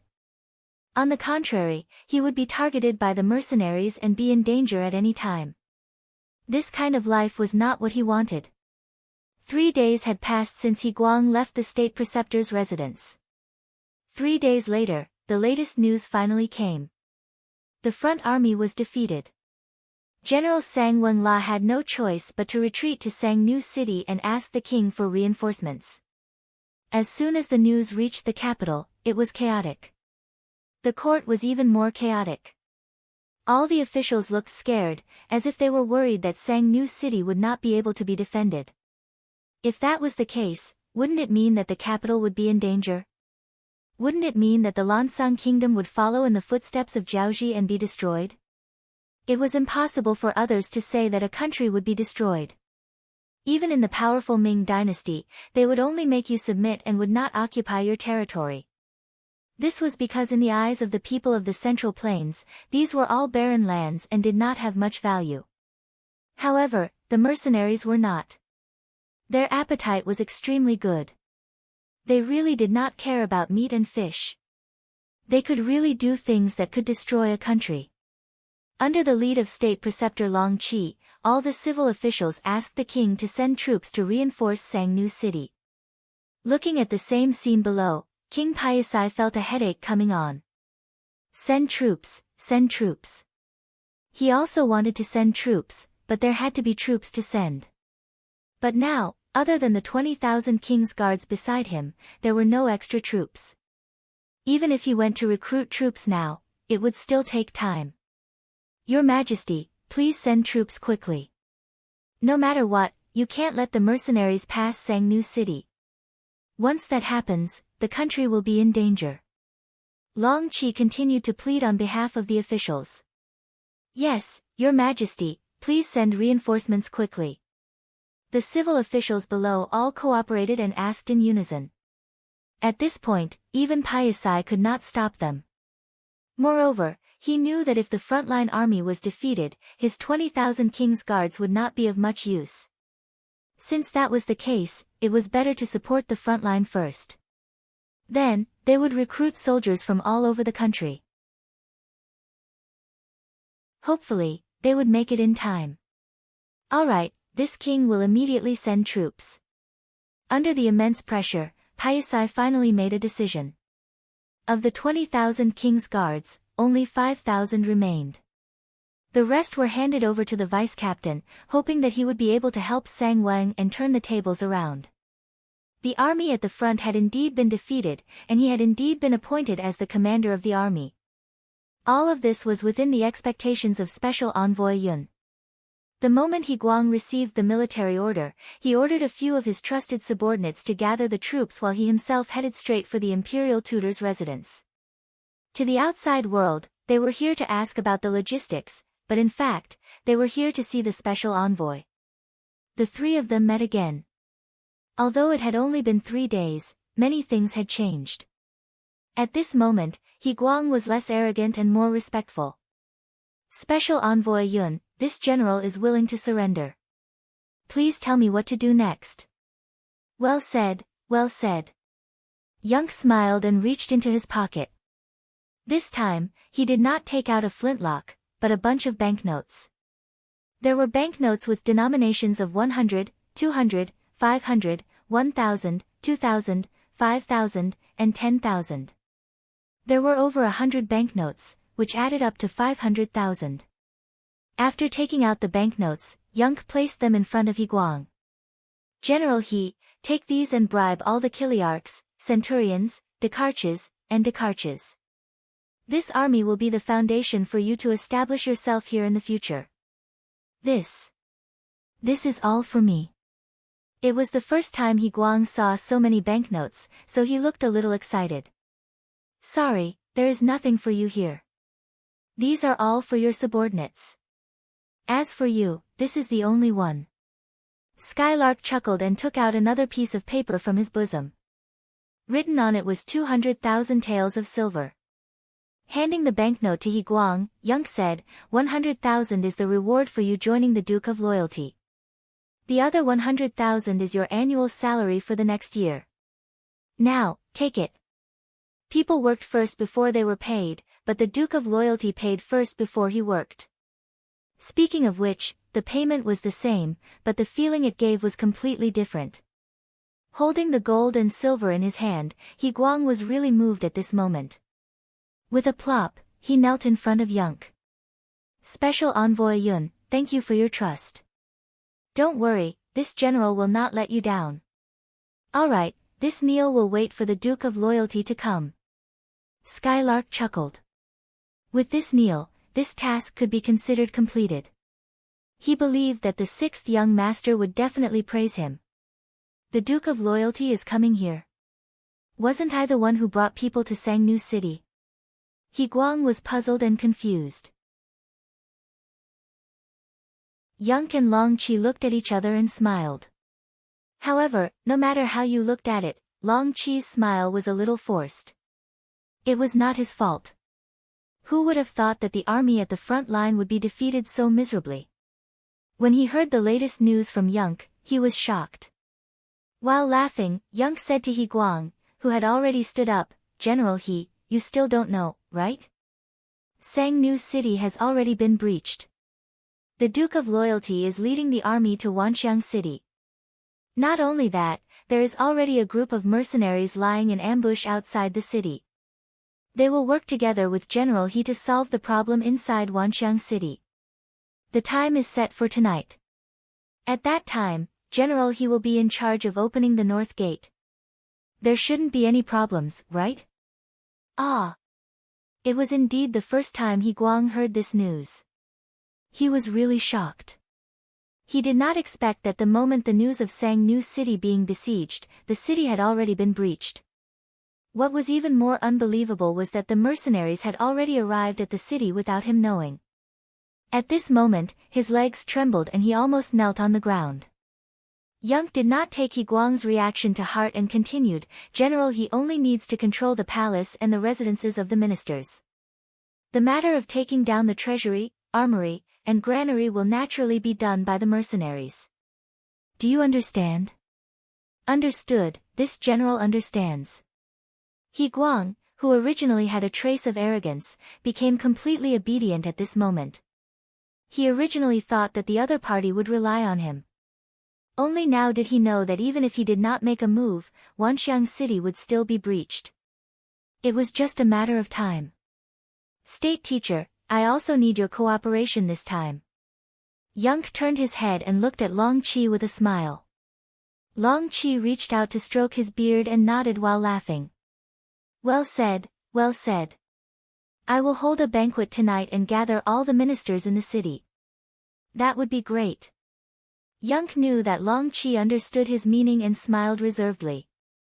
With this plan completed, all that was left was to wait for night to arrive.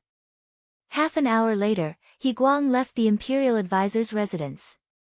He announced to the public that he had received the full support of the imperial advisor and that the rations were no longer a problem.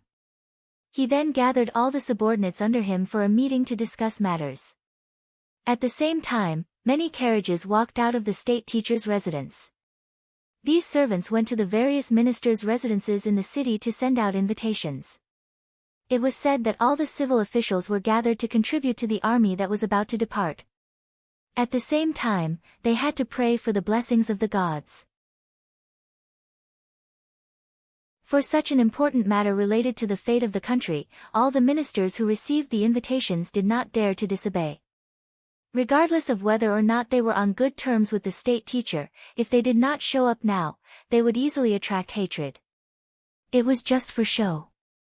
They all said that they would definitely attend the banquet on time. Even when the news reached the palace, King Piaci had a gratified expression and sighed when he heard the news. He was very gratified that his ministers could unite at such a crucial time. He seemed to have seen the scene of them defeating the mercenaries while united. Humph. He Guang knows how to curry favor and knows the importance of food. Guard Captain Maud, who also received the news, had a look of disdain. However, he did not think too deeply about it. Instead, he decided to attend the banquet at the state teacher's residence at night after a bout of jealousy. No matter what, he could not let He Guang monopolize the limelight.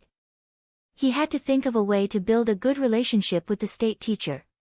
If possible, he could even obstruct He Guang's supply of logistics. From this, it could be seen how terrifying internal strife was.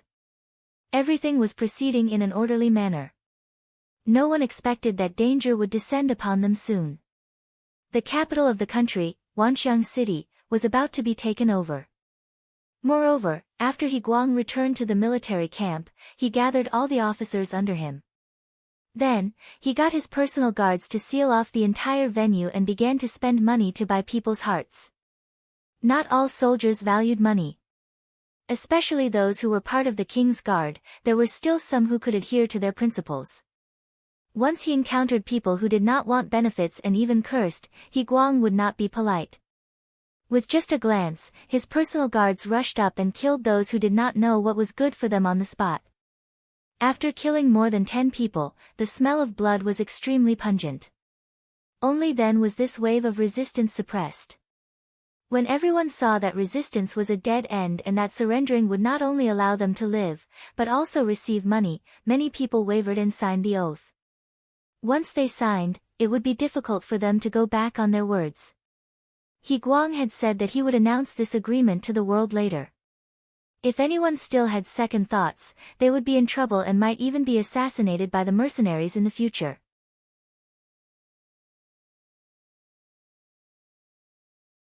Chapter 588. Originally, some people were still half-heartedly thinking that once they were free, they would pass on the message. But now, they hesitated. Was it worth it to risk their lives for a dynasty that was about to be destroyed? There was no fame, no benefits, no benefits. It was not worth it to risk their lives for a loyalty that they did not know if the king would believe. Not to mention offending the mercenaries, no place in the world would be safe. After settling the army, He Guang finally relaxed and started to plan every step of the night. The sky slowly darkened.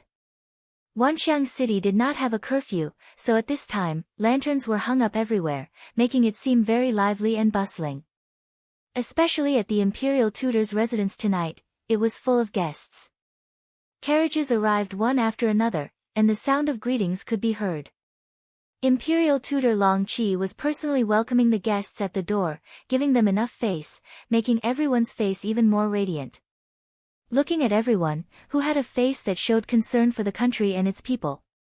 After waiting for more than 2 hours and not seeing any guests, Long Qi patted his back and said to the housekeeper behind him with a tired look, "You can close the door now. Without orders, no one is allowed to enter and no one is allowed to leave." "Master, don't worry, I know what to do." The butler nodded. This old man who had followed the imperial tutor for decades naturally knew what to do, and even knew what might happen next. The ministers were surrounded, and the army camp also started to move. The first step was to surround the 5,000 king's guards that had not been assigned to them. Fortunately, their guard captain Mo Da had already gone to the imperial tutor's residence for the banquet. Without a leader, it was not very troublesome to deal with them. The second step was to surround the palace, and no one was allowed to enter or leave without orders. This was equivalent to cutting off the connection between the king and others. The third step was to open the city gates and let the mercenaries outside the city in. The first step of the plan was to surround the camp of the king's guards with 8,000 soldiers. Then, under the protection of a group of personal guards, He Guang walked into the camp with the emperor's fake decree in his hand, and said that these 5,000 soldiers would also be under his leadership. Many of these 5,000 people were Mo Da's trusted aides. When they saw that their master did not appear, they felt that something was wrong. Some of them were bold enough to look at the Wang Yu in He Guang's hands to determine if it was true or false. With your status, what right do you have to see Wang Yu? I think you're clearly using this opportunity to rebel. Guards! Take him down. He Guang would not reason with anyone. With the military power in hand, he only needed to rely on his own strength to push through. A group of personal guards swarmed forward. Anyone who refused to comply would be killed. Blood flowed like a river. After the heads of dozens of people were separated from their bodies, the others finally became obedient and knelt on the ground in submission. With the matter of the barracks settled, the next step was to seal off the palace. There were still 500 king's guards left here. Usually, all of them had their noses in the air, and it was very difficult for them to put other people in their eyes. At this moment, when they saw that someone had actually surrounded them, which one of them wasn't anxious to the point of stomping their feet? Some of the more irritable ones even brandished their swords and rushed out, looking as if they wanted to teach the other party a lesson. Whoosh whoosh whoosh. Waves of arrows flew over, and the ground was filled with corpses. This also intimidated these arrogant people. When they knew that the other party was serious, they retreated step by step until they reached the front of His Majesty's palace. Only then did they stop with nowhere to go. When the news reached his ears, Paisai was really shocked. He never thought that General He Guang, whom he had taken a fancy to, would actually have thoughts of rebellion. Usually, this person looked very reliable. As the king of a country, he also had his own pride. Before the matter was finalized, he still wanted to work hard. Thus, under the protection of a few guards, he wanted to go out and see He Guang. As soon as he walked out, waves of arrows rained down and stopped about 20 feet in front of them. They were not targets, but just deterred. However, this was enough. Paisai's legs went soft. If it weren't for the guards beside him supporting him, he was afraid that he would have fallen to the ground. He was also a king, but he was not like Lily, who had fought his way out of life and death situations. He had inherited the throne. When had he ever seen such a scene of shouting and killing? Quick, retreat! Retreat! Send a signal for help. Paisai did not know what the situation outside was like, but the only thing he could do now was to ask for help. Soon, a dazzling and colorful firework rose into the sky from the palace. That was the king's signal for help. The firework rose into the air, illuminating the sky and making it much brighter. The Grand Preceptor's residence, which was not far from the palace, could naturally see it clearly. When some of the officials discovered this signal, they were all shocked. The captain of the king's guards, Maud, immediately stood up and wanted to rush out of the Grand Preceptor's residence. General Maud, what do you mean by this? The Grand Preceptor's banquet is not over yet. Why are you in such a hurry? Long Qi sat on the high seat, drinking the wine in his cup as he spoke slowly. Lord Grand Preceptor, you saw it. His Majesty sent a signal for help. There must be some thieves causing trouble. I want to go back and protect him. Maud hadn't thought that this matter would have anything to do with the Grand Preceptor. After all, this was an important minister. If anything happened to the king, it wouldn't be good for him. After cupping his fists and saying all this, Maud turned around and was about to leave with his 4 personal guards. However, a dozen or so guards from the Grand Preceptor's residence appeared in front of him. They all stood with their swords and blocked Maud's path. Grand Preceptor, what are you doing? He still hadn't reacted. Instead, he asked with a puzzled expression. From this point of view, this Maud had indeed relied on his connections to get to the top. His ability to adapt was too weak.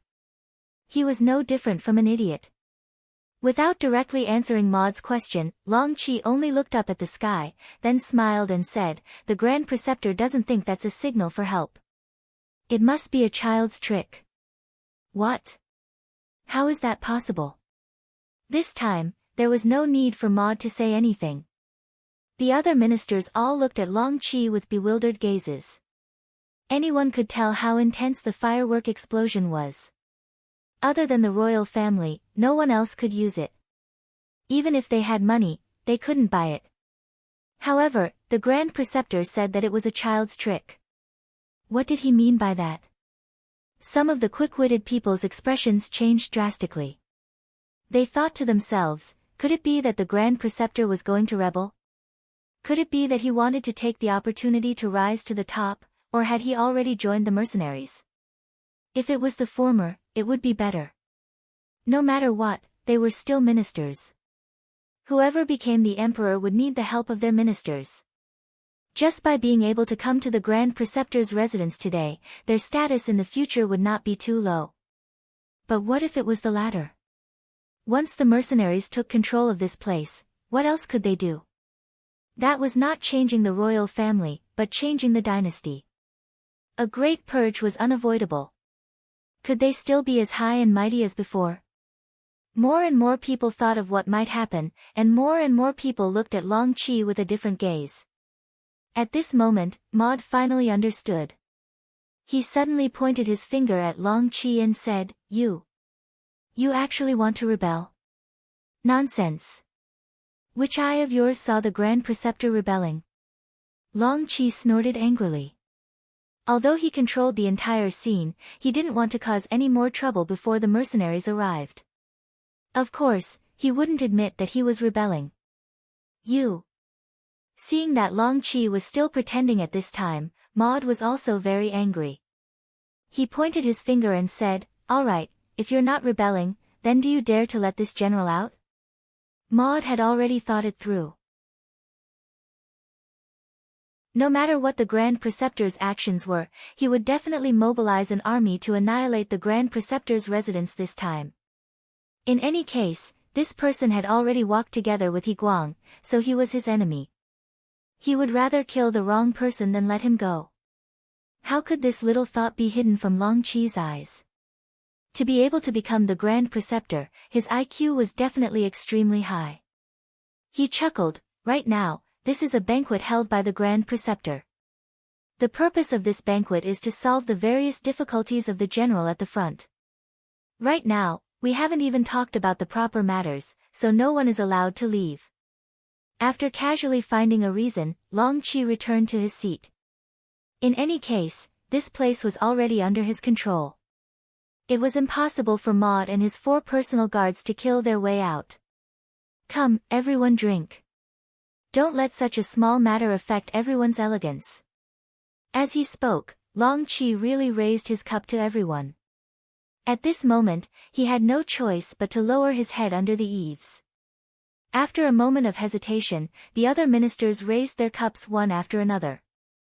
In their opinion, no matter what the outcome was, falling out with the Grand Preceptor now would not result in a good outcome.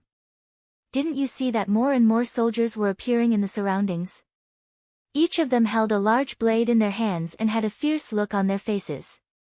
It was as if they would fight and take someone's life at the slightest disagreement. In order to stabilize these officials, he didn't want them to cause trouble.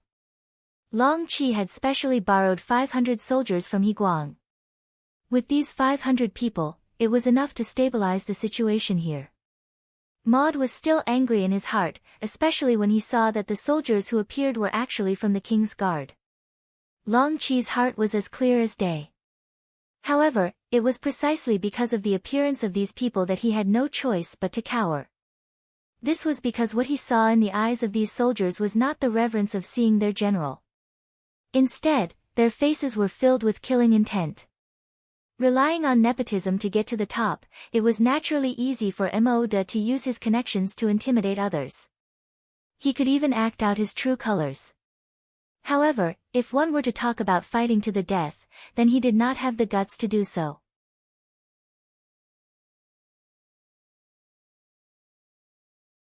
Chapter 589. In the end, Maud obediently returned to his seat and sat down. Since even he lowered his head, the other ministers did not dare to provoke him. They all forced a smile and acted as if they did not see the changes in their surroundings. This was exactly what Long Qi wanted. He chuckled and continued to chat with everyone, but he did not mention anything about the issue of providing security for the soldiers. Fortunately, everyone could see that this was to imprison them. Since that was the case, as long as they behaved themselves, they should be able to keep their lives. At the North City Gate, the torches outside circled 3 times and the torches on the city tower circled twice before the gates opened.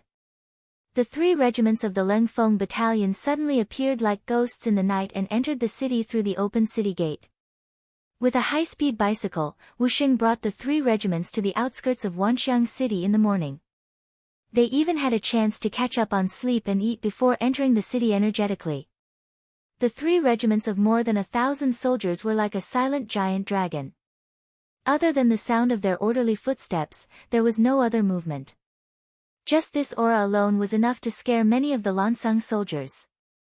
As they walked, the 3 regiments divided their soldiers. For example, they left a platoon of soldiers behind at the East City Gate that they were allowed to enter. The creed of the Leng Feng Battalion was that they could trust their officers and comrades, but they would not easily trust others. For places like the city gate that could be attacked or retreated, it was better to leave their own people behind to make them feel more at ease. Political Commissar Chen, I will have to trouble you to make a trip to the Grand Tutor's residence and settle the matters there. 3rd Battalion Commander, you are in charge of taking over the treasury, armory, and granary in the city. There must not be any accidents. Wu Xing walked forward with large strides while giving orders to the political commissar and 2nd Battalion Commander Chen Bo and 3rd Battalion Commander Chang Chun. This was originally a plan that had been discussed outside the city. The 2 battalion commanders naturally agreed and nodded before starting their own operations. As the regiment commander, Wu Xing led his men straight to the palace. The moment they entered the city, the agents of the security bureau rushed over to lead the way. As long as the target was pointed out, there would not be any mistakes. In the king's bedroom deep in the palace, Paisai was pacing back and forth anxiously. The distress signal had already been sent out, but until now, no one had come to protect him. Could it be that the situation had changed? Could it be that he was already alone? Reporting to your majesty, there's another group of people outside. Just as Paisai was feeling anxious, a guard walked in and knelt on the ground. Ha! Reinforcements have finally arrived. Tell everyone to get ready. Once there's a chance, we'll attack from both inside and outside. He thought that his reinforcements had finally arrived. At this moment, he was full of confidence. The greater the hope, the greater the disappointment. This time, Panacea was destined to be disappointed. Although there were people coming, they were not his reinforcements. They were Zheng Chang's enemy, the commander of the 3rd Regiment of the Cold Front, Wu Sheng. He Guang was guarding this place. After all, this place was of great importance. After knowing that the mercenaries had finally arrived, he tidied up his uniform and went to greet them. You are He Guang. Wu Sheng walked up to a general in armor and asked in a condescending manner. Yes, I am He Guang. He did not know why, but when he saw Wu Sheng, he felt a strong sense of oppression. There was even a murderous aura coming straight at him. This was a natural result of killing too many people on the battlefield. It was not something that He Guang, who had always stayed in the palace, could compare to. You've done well. Let me introduce myself. I'm the commander of the 3rd Regiment of the Cold Front, Wu Sheng. You can call me Commander Wu. Oh right, how's the situation? He continued to ask as he walked, but his eyes were observing the surroundings intentionally or unintentionally. Although the Security Bureau's intelligence said that He Guang was trustworthy, before the overall situation was settled, he should not let his guard down. When he heard that the other party was the commander of the Cold Front, He Guang immediately felt his aura weaken. In the past few days, he had learned about the mercenaries from various sources. He also knew that the Cold Front was the most powerful force among the mercenaries. Now that a commander had appeared, how could he not be nervous? Commander Wu, Your Majesty, no. Pasha is in the front yard of the palace. He still has a few hundred guards under him. Their skills and combat strength are not bad. He Guang gave a simple introduction of the situation. However, when Wu Sheng heard this, he did not think much of it. Their combat strength is not bad. Then I would like to see their strength. Come, where is the commander of the 4th Company? I'll give you 2 incense sticks time to beat them into submission. If you can't complete the mission, you're not allowed to eat meat for a week. Yes. As soon as he shouted, a loud voice answered. Then, a team of 100 people separated from the main force and approached the palace. Oh right, the 4th Company is the lowest company of the 3rd Regiment of the Cold Front, it's not the strongest. Wu Xing said casually when he saw the 4th Company respond. This was a low-key show-off. However, He Guang still could not understand the meaning of this sentence. After all, the 4th Company had not shown their prowess yet. In his eyes, whether they were the strongest or not was not clear. However, it was only when the real battle began that he understood. Especially in the dark night, when he saw the flying flames and deafening gunshots. Most importantly, the scene of people falling to the ground in the depths of the palace shocked him completely. With Yi Guang's strength, it would not be too difficult for him to eliminate these 500 people, but it would not be so easy. How was this a battle? It was a massacre.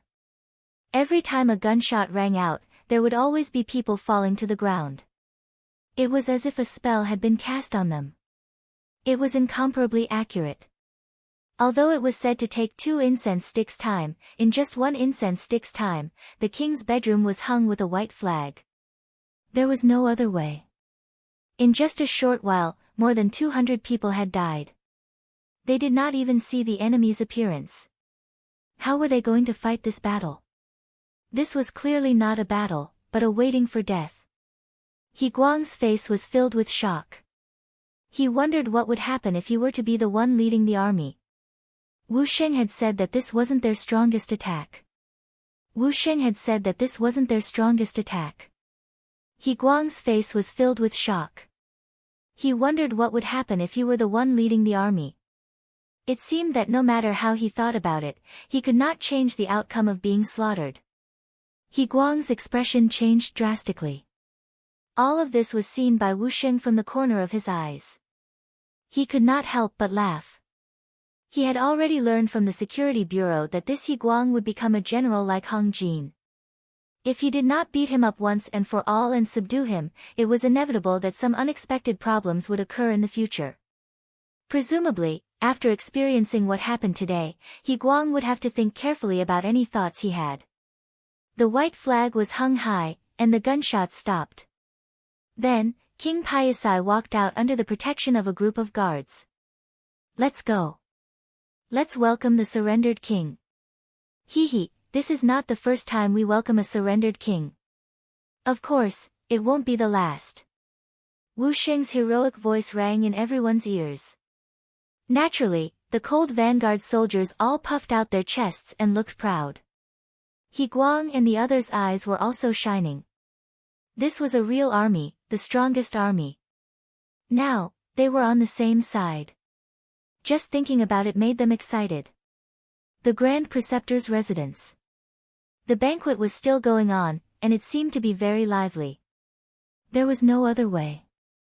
They were already surrounded, and their lives were already in the hands of others. If they did not drink now, when would they? Of course, no one would be stupid enough to really get drunk.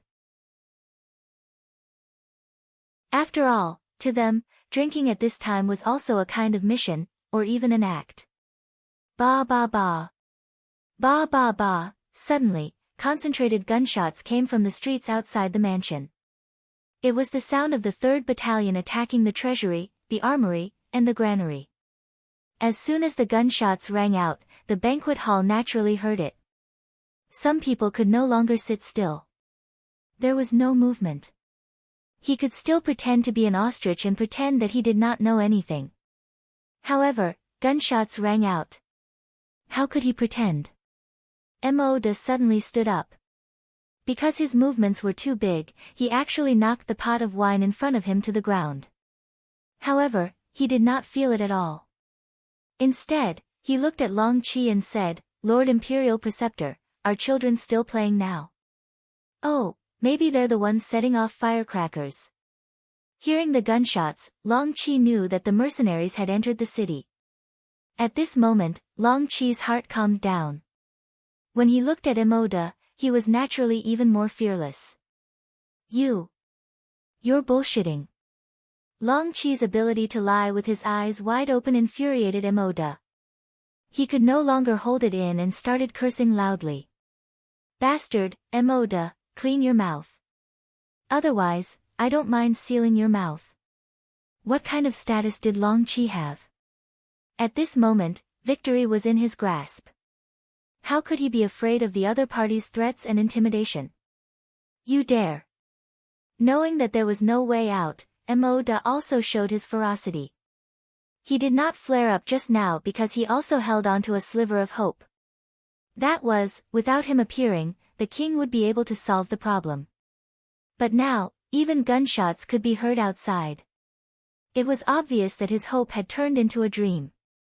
At this moment, he had to rely on himself. Emoda, who had no way out, decided to show his might and rush out.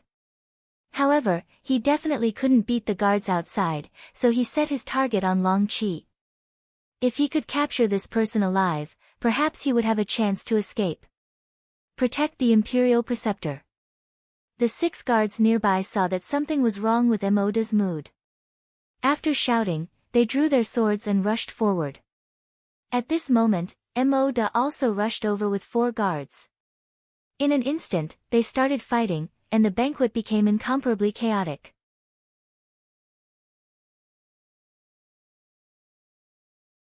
Chapter 590. Clang. Clang. Clang. 5 against 6, they were actually locked in a stalemate. There was even one time when Emoda's broadsword almost slashed Long Qi's body, causing him to retreat and shout, "Someone, stop this madman." There was no need for Long Qi to say anything. A group of soldiers from afar had already rushed over and surrounded Emoda's group of 5. They looked like they would not be able to escape even if they had wings. Seeing that more and more soldiers were surrounding him, Emoda's expression became even more unsightly. Knowing that if this continued, he would definitely die here today. He looked at the ministers who had come to attend the banquet and suddenly shouted, "What are you all doing? Can't you see that Long Qi is rebelling? Do you know that it's a felony to not report what you know? Let's not talk about whether he has already given you any benefits. If you fail, have you thought about the consequences?" Emoda's shout was like a thunderclap that struck the ministers. That's right, the Imperial Advisor's rebellion had already become a fact, but what were they? Which side were they on? Did they agree to rebel? They didn't do that. No one even promised them any benefits. Immediately, many of the ministers stood up and looked at the Imperial Advisor Long Qi, clearly wanting an explanation. Of course, the ministers who could come here would not be alone. They would usually bring 2 guards with them. There were about 50 to 60 officials here, and there were more than 100 guards around them. Moreover, those who could follow their masters were generally experts. As soon as they stood up, the servants who had long heard the commotion and ran over to watch the show became nervous. Some of them even reached out to touch their waists, looking as if they would attack at any time. With so many ministers standing up, Long Qi instinctively stood up and retreated. Although it was true that this was his residence and he had made some arrangements, most of the soldiers were in charge of the periphery. The guards around him were not very strong. Other than the few people who had fought with Emoda, there were only 2 guards left. Relying on these 2 people to face the attacks of dozens of ministers, Long Qi did not have such a big heart and good mentality. Long Qi kept retreating, showing his inadequacy. The other ministers saw that there was an opportunity to take advantage of and immediately stepped forward step by step. Some of the more straightforward ones had already shouted, "Long Qi, what are you doing? Were they really going to rebel? But what benefits did the mercenaries give you? Can you share it with us?" This was a question and a request for benefits. Obviously, everyone wanted to hear what the Grand Preceptor would say and what kind of conditions he would offer. Only then would they be able to weigh the benefits and make a decision. Facing the questioning of the ministers, Long Qi had a bitter look on his face. He opened his mouth and closed it again. This time, the ministers were gathered because they didn't want them to disrupt the mercenaries' plan to enter the city and take control of the situation. As for the benefits, there really wasn't anything. Although he would receive 5 million taels of silver from the Duke of Loyalty, that was his own fault. He couldn't take it out and share it with everyone. Furthermore, 5 million taels of silver may seem like a lot, but if these people were to be divided, then how much would be left in his hands? Almost no one was willing to spit out the fat meat that was already in their mouth. Naturally, Long Qi wouldn't either. He retreated while looking at the side door behind him, wondering if he could slip away from there. After all, the mercenaries should be here soon. As long as he waited for a while, the situation would be settled. Watch him, don't let him escape. Someone saw the side door behind Long Qi and immediately shouted. Then, a few younger officials ran towards the side door, cutting off Long Qi's escape route. Seeing that his thoughts were seen through, Long Qi cursed inwardly. However, because he was older, his speed was limited. It was obviously too late for him to escape. Just as everyone was about to surround Long Qi and demand for an explanation or even openly ask for benefits, a person suddenly walked out from the side door. He was dressed in Han Chinese clothing. He wasn't very tall and looked very ordinary. However, his eyes were too bright. Anyone who saw them would have an unforgettable feeling. The person who came was the third leader of the Security Bureau's Foreign Affairs Department, Yun Quebec. He originally didn't want to come out. After all, the fewer people who knew about his identity, the better. However, he didn't expect that the club-like Maud to be so scheming. He knew to use everyone's strength to pressure Long Qi. Seeing that the state preceptor was about to be in danger, he had no choice but to stand out. Otherwise, if Long Qi died here, even if he didn't do it, it was inevitable that people would have such thoughts. This wouldn't be good for them to persuade the ministers of other countries in the future. For the future, for the sake of the overall situation, Yun Ke took the initiative to stand out. As soon as he came out, he narrowed his eyes and looked at the ministers of the Lan Sang Kingdom standing in front of him. Even though he was squinting his eyes, he still gave people a very dangerous feeling. He was like a viper hibernating in the grass, as if he would jump out and hurt people at any time. This feeling made the young courtiers involuntarily step back. What are you doing? What benefits do you want? Why don't you tell me? Since he had already walked out, Yun Ke naturally wanted to have the right to speak. Thus, as he spoke, he found the nearest chair and sat down. Then, he played with a small .77 pistol in his hand. Although Skylark had undergone special training when he entered the Security Bureau, he was not arrogant enough to think that he could fight against a group of people. After all, there were dozens of them. As the saying goes, a gentleman doesn't stand under a dangerous wall. He took out the pistol to protect himself. Of course, it could also be used to intimidate the other party. Who are you? Skylark appeared in front of everyone as if they were nothing and exuded a murderous aura. These ministers couldn't understand him, so they asked hesitantly. Originally, he thought that he was in danger, but he didn't expect Yun Ke to take the initiative to come out. While Long Qi was grateful, his expression also became complacent. You asked who he is? After knowing, don't be scared out of your wits. He is the special envoy sent by the Duke of Loyalty and Courage. Special envoy? Listening to Long Qi's introduction, the ministers looked at each other. Then, everyone had a look of understanding. It seemed that the state preceptor was indeed in cahoots with the mercenaries. Just now, it was just a guess. Now, it could be confirmed. This wasn't beyond everyone's expectations. Now, everyone was more concerned about what kind of power this Mr. Special Envoy had. Could it bring them benefits? So soon, these ministers quieted down. Then, one of them asked, so it's Mr. Special Envoy. But I don't know what kind of benefits you gave the state preceptor to make him work so hard for the Duke of Loyalty and Courage. This was originally a test. Even if Yun Ke didn't answer them, these people couldn't say anything. However, in order to stall for time, Yun Ke decided to answer this question. Do you want to know that much? Well, then this special envoy will tell you. The Duke of Loyalty and Courage gave the state preceptor 5 million taels of silver. I don't know if this is enough. What? 5 million taels. It's actually so much. If I were the state preceptor, I'm afraid I wouldn't refuse. Yes, yes. If it was given to me, I'm afraid I won't be able to spend it all in my lifetime. It must be enough. Hearing Yun Ke's answer, the ministers immediately boiled up. Some of them even completely disregarded their image and unreservedly expressed their envy for the state preceptor. There were even some who directly said that it was enough. Those people couldn't wait to be chosen by the special envoy. Everyone was talking at once. This delayed for a while. Finally, a slightly older and highly respected minister coughed lightly. "What are you all doing? Have you all forgotten your own identity?" Ah! This reprimand immediately made many of the ministers' faces turn hot. However, this embarrassment only lasted for a moment.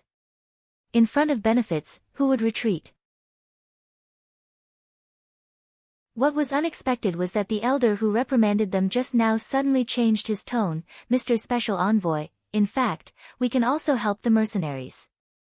But I don't know what kind of benefits you can give us." Pfft! Hearing this, Skylark almost spat out the tea she had just drunk. He had seen shameless people before, but he had never seen such shameless people. From this point, it could be seen that the treatment of the Lan-Sang Kingdom's ministers wasn't good. In fact, not only the Lan-Sang Kingdom, but even the Jiaoji Kingdom and the Great Ming Dynasty's ministers weren't treated well. Especially the Great Ming Dynasty. Starting from the time of Zhu Yuanzhang, the treatment and salary of the ministers wasn't high. Thus, in the early days of the Great Ming Dynasty, a large number of corrupt officials appeared. At that time, they couldn't even kill all of them. There was also a very strange thing. That was, the number of people who passed the imperial examinations reached 364. However, in the second year, the number of corrupt officials who were punished also reached 364. In other words, the previous year's imperial examinations all became corrupt officials. This wasn't to say that people were greedy. It was because the salary was too low. It was so low that all the officials couldn't support themselves and their subordinates. Even if they knew the possible consequences of corruption, they still had to do it. In the end, the officials in the early days of the Ming Dynasty were actually not enough. All of this changed in the hands of the other great Ming Dynasty's emperors. But even so, the salary was only enough to live on. Without outside wealth, it was impossible to rely on the salary to make a fortune. In comparison, Yang Qindong was much more generous. The salary that he gave the officials was enough to support their families. It wasn't a problem for them to live a wealthy life. Of course, the anti-corruption aspect was also very strict. "I've already given you such good treatment and given you so much power, but you still want more. I'm sorry, but I can only take down greedy people like you and replace you with someone else."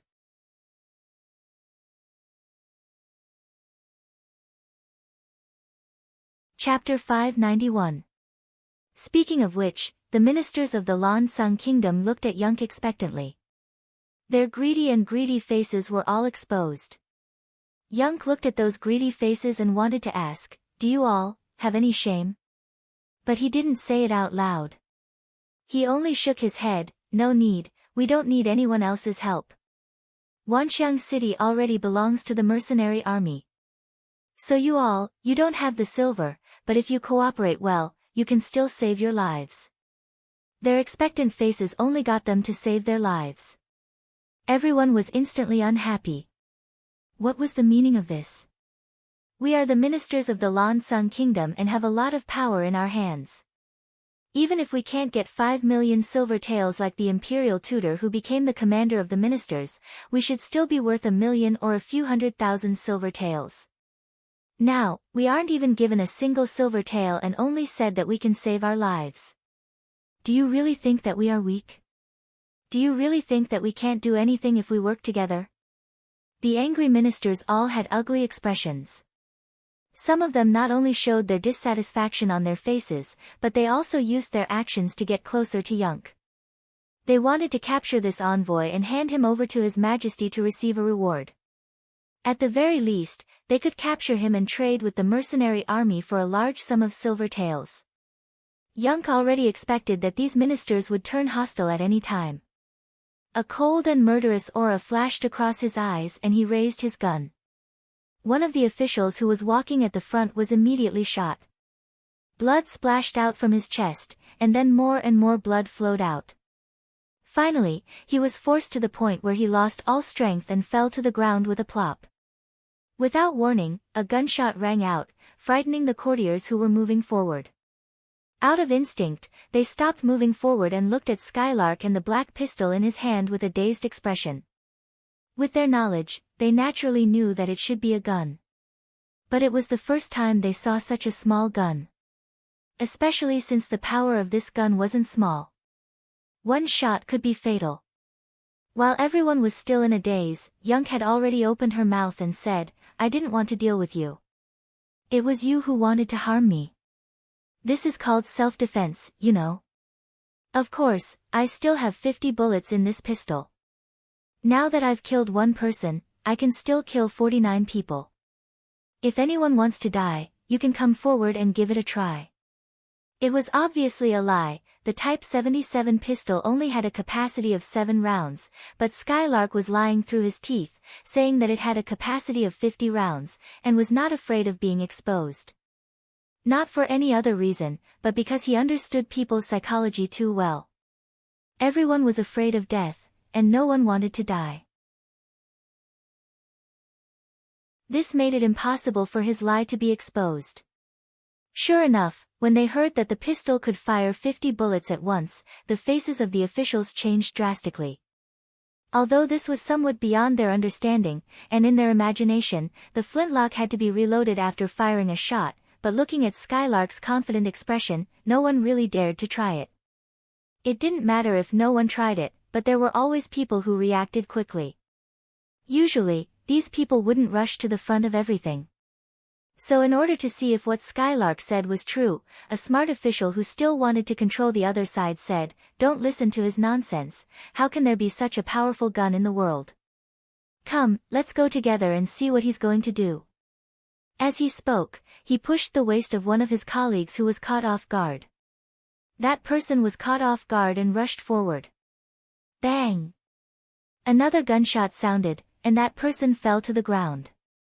He didn't immediately die, but he didn't look at Skylark sitting there. Instead, he looked back and wanted to see who pushed him.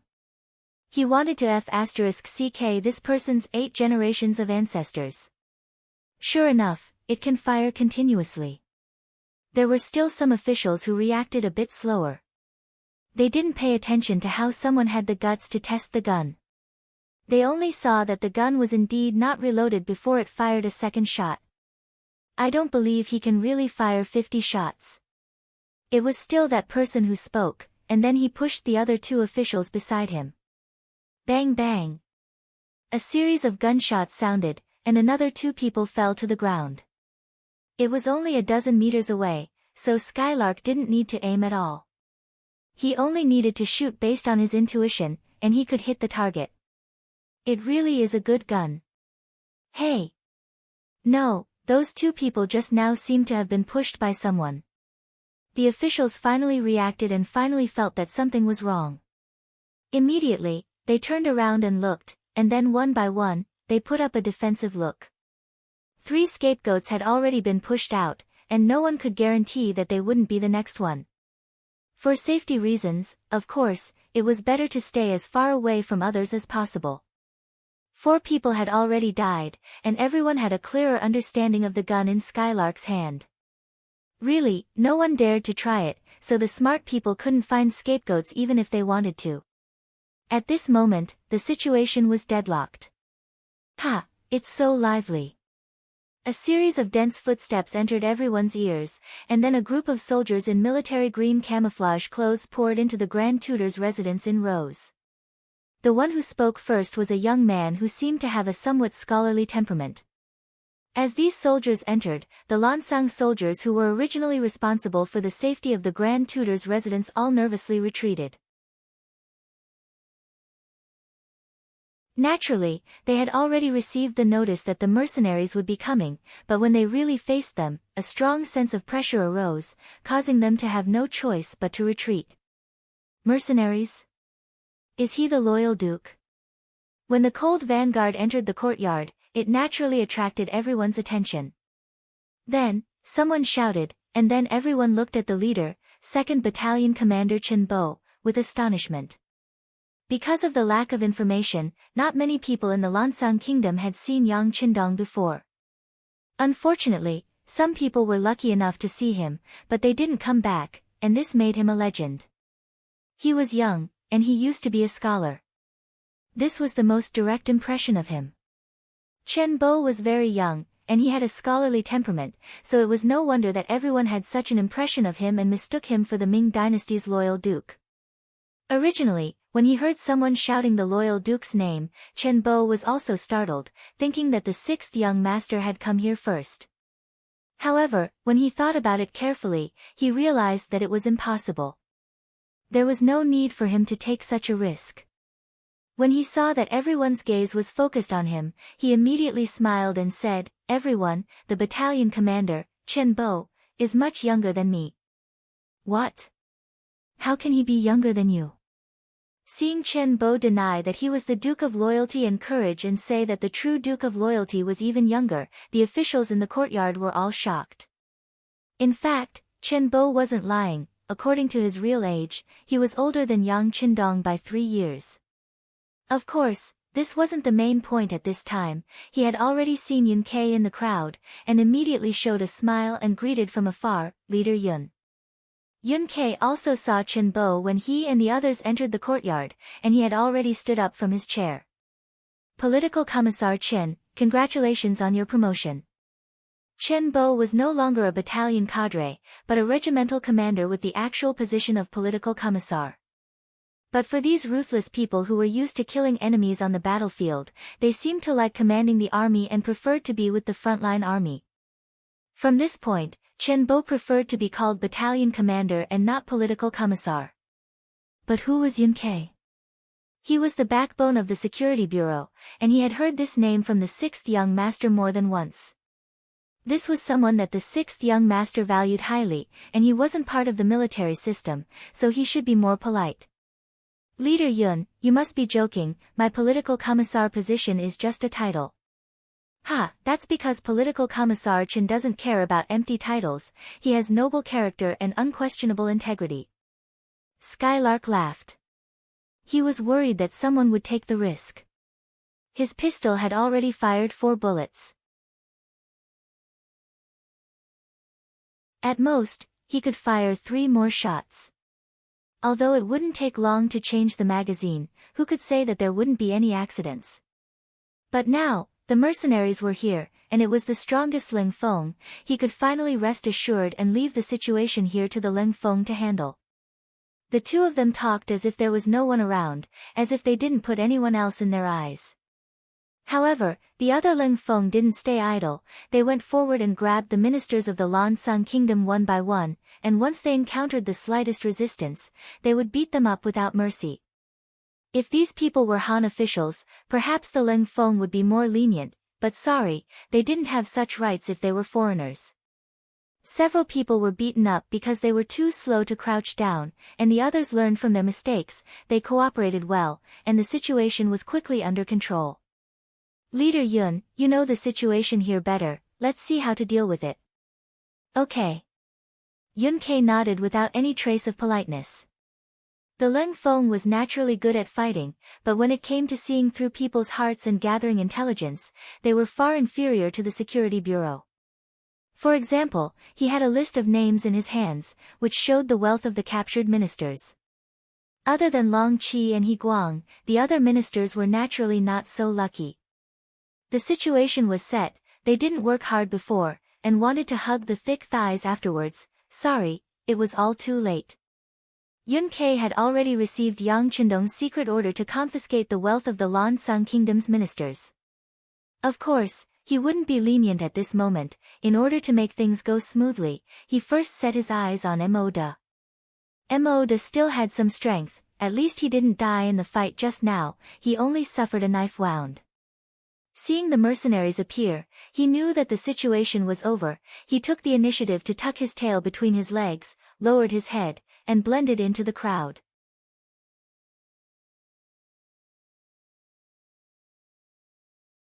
Chapter 592. General Mo, you don't have to hide anymore. Stand out. Arriving in front of the captured ministers, Skylark had a smile on his face as he pointed at Mo Da, who was squeezing into the crowd with his head lowered. When his name was called out, Tu Ling Feng immediately grabbed him and pressed him in front of Skylark. "What are you doing?" I surrender, I surrender. In the future, I am willing to be a loyal and courageous duke. I am willing to be a mercenary's dog. Please don't kill me. The weakness of human nature was finally exposed. Originally, he still dared to shout a few words in front of the imperial advisor, but the moment he saw the mercenaries, he was completely terrified. Skylark naturally wouldn't put this kind of person who bullied the weak and feared the strong in his eyes. As for the other party saying that he wanted to be a loyal and courageous duke's dog, he was very sorry, but such a person didn't have the qualifications. Alright, you don't have to shout. Whether you can survive or not depends on how much you are willing to pay. We have also investigated your family background. How about this, in 3 days, take out 400,000 taels of silver and you can live. Otherwise, you will die. The survey showed that Emoda's private property was about 350,000 taels of silver. The extra 50,000 taels was what Skylark meant. How could you know what kind of potential some people had if you didn't squeeze it out? What? 400,000 taels. I don't have it. When he heard this number, Emoda shook his head vigorously. No one knew better than him how much money he had. He definitely doesn't have 400,000 taels of silver. No. Could it be that our intelligence was wrong? Skylark said in a surprised voice. If one understood his subordinates, they would definitely know that the leader was preparing to scam them. How could Emoda know about this? He just wanted to bleed less, so he cooperated and said, yes, your intelligence must be wrong. I can only take out 10,000 taels of silver at most. This is already my family background. When he shouted for Do-e to cry out for injustice, those who didn't know would really think that Emoda only had this much money and was a great honest official. Bam! A kick suddenly landed on Emoda's body. We were wrong. How could we be wrong?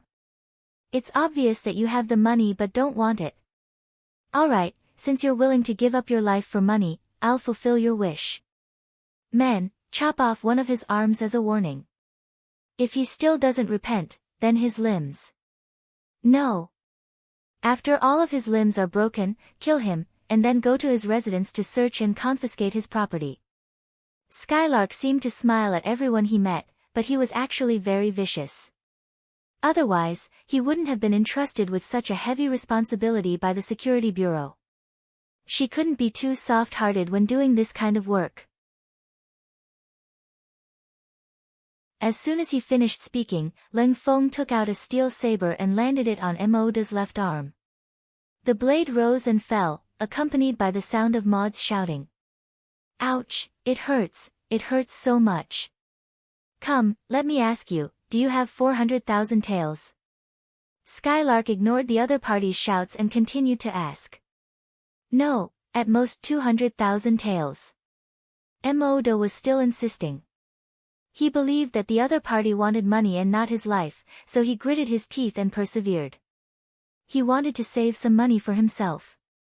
You're still not honest. Cut off your left leg as well. Skylark didn't have the slightest intention of wasting his breath. He had already decided to kill the chicken to warn the monkeys. He wanted the other ministers to see what would happen if they wanted money and not their lives. Shwa! His left leg was chopped off as well. Another blood-curdling scream rang out. At this moment, Emoda struggled in pain twice before fainting. He fainted. Yeah, maybe this is the best outcome.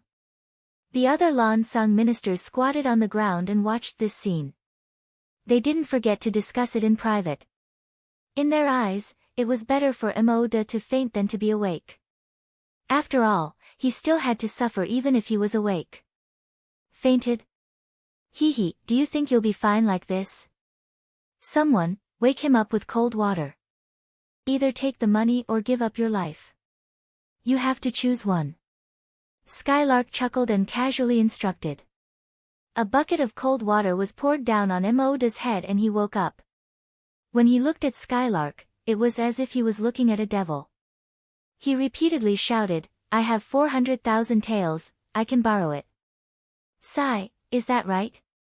Someone Stop General Mo's bleeding. We can't let him die before we get the money.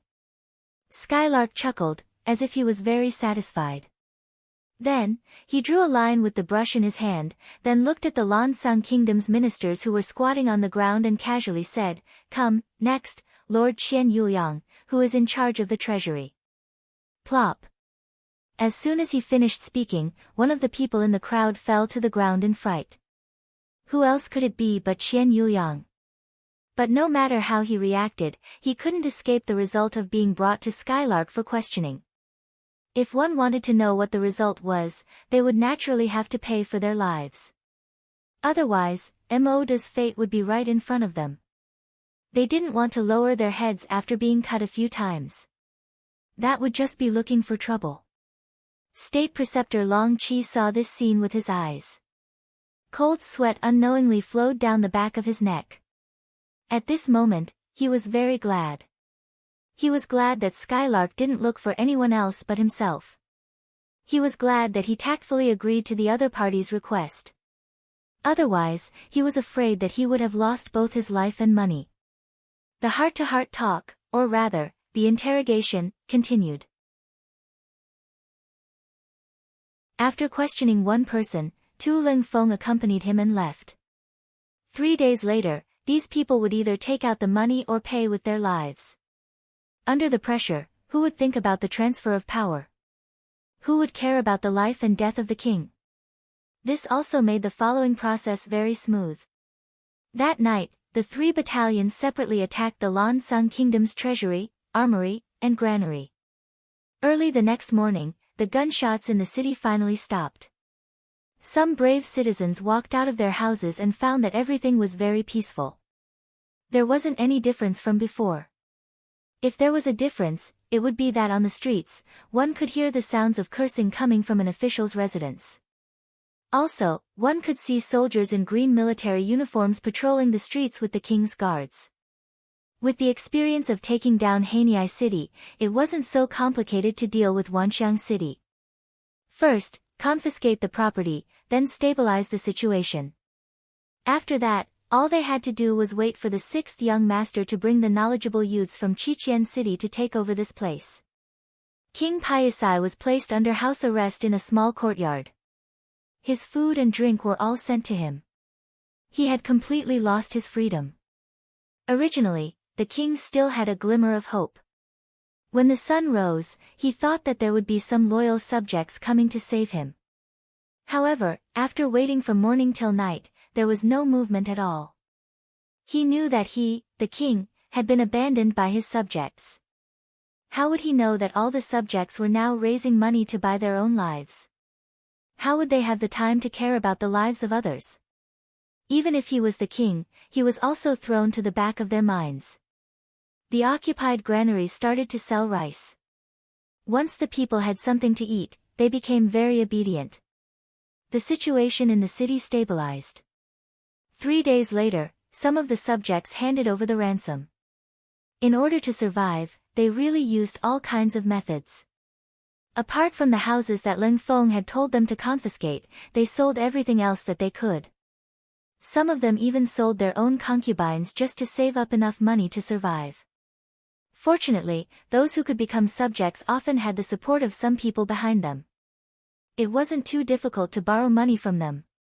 Therefore, more than 80% of the subjects handed over enough money in the stipulated time and didn't have to worry about their lives. Of course, there were also 20% who didn't have that much money. Yunk naturally wouldn't be polite. Since he said it, he had to do it. Otherwise, how could he intimidate others? Immediately, those people had their limbs chopped off and were hung on the city gate tower. This scene made many of the subjects feel that it was a close call. 3 days later, Yunk had an extra 14 million taels of silver in his hands. Most of this was provided by the subjects. A small amount was obtained from the Lansang Kingdom's treasury. From this point, it could be seen that any country had some foundation. A small Wanxiang city could squeeze out 10 million taels of silver. What if it was the entire Lansang Kingdom? What if the target was the Great Ming Dynasty? Just like the end of the Great Ming Dynasty, there was no money in the treasury. All the money was in the hands of the subjects and merchants. This caused the country to have no money to raise an army. In the end, it was destroyed by slave Jian. Then, in order to save their lives, the subjects and merchants took out an unknown amount of gold and silver to give to slave Jian. This also caused Emperor Chongzhen, who knew all of this, to shout before he died, "Kill all the subjects." Now that he thought about it, it did make some sense. On the 5th day, the main force of the mercenary army finally arrived at Wanxiang City. Accompanying them were 50,000 young men who had long been prepared. They would use their knowledge to infect everyone around them so that they could become a member of the Yang family as soon as possible. In the Lan Sung Kingdom's palace, Yang Qindong summoned Captain Wu Sheng, Yunk and the others. After listening to their reports, he nodded his head in satisfaction and praised them. After Yunk reported that they obtained 14 million taels of silver, Yang Qindong laughed out loud, "See, wealth comes so quickly in war. Hee, since that is the case, we still need 3 million taels of silver from Long Qi. Just give it to him. As for the remaining 1 million taels, take out 200,000 taels to reward the Laotian mercenaries in River Light and 800,000 taels to reward the subjects who contributed greatly in this war. 10 million taels of silver will go into the treasury and be used to build the infrastructure of Lao province." Great, Yang Qindong had already thought of changing the Lan Sung Kingdom to Lao province. After Vietnam, the Yang family had another province, and it was not considered small. Everyone naturally agreed in unison. However, it was obvious that the second Captain Luo Pe and the third Captain Wu Sheng were a little distracted, as if they had something to say. Yang Qindong sat high up, so he naturally could see more clearly. He called out, "Captain Luo, Captain Wu, do you have something to say?"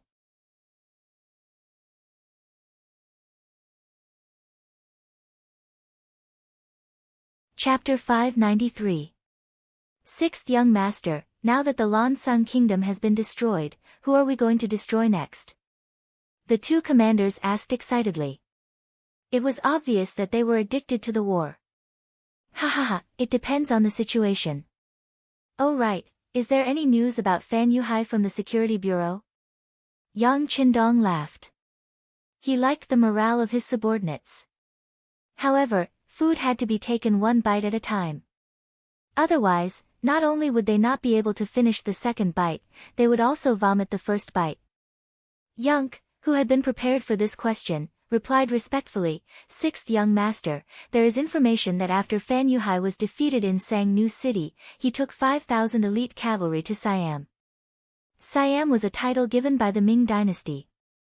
They called themselves the Ming Dynasty, which was the current Thailand. Oh, haha.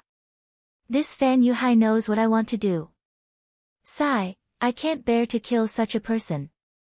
Yang Qindong couldn't help but smile.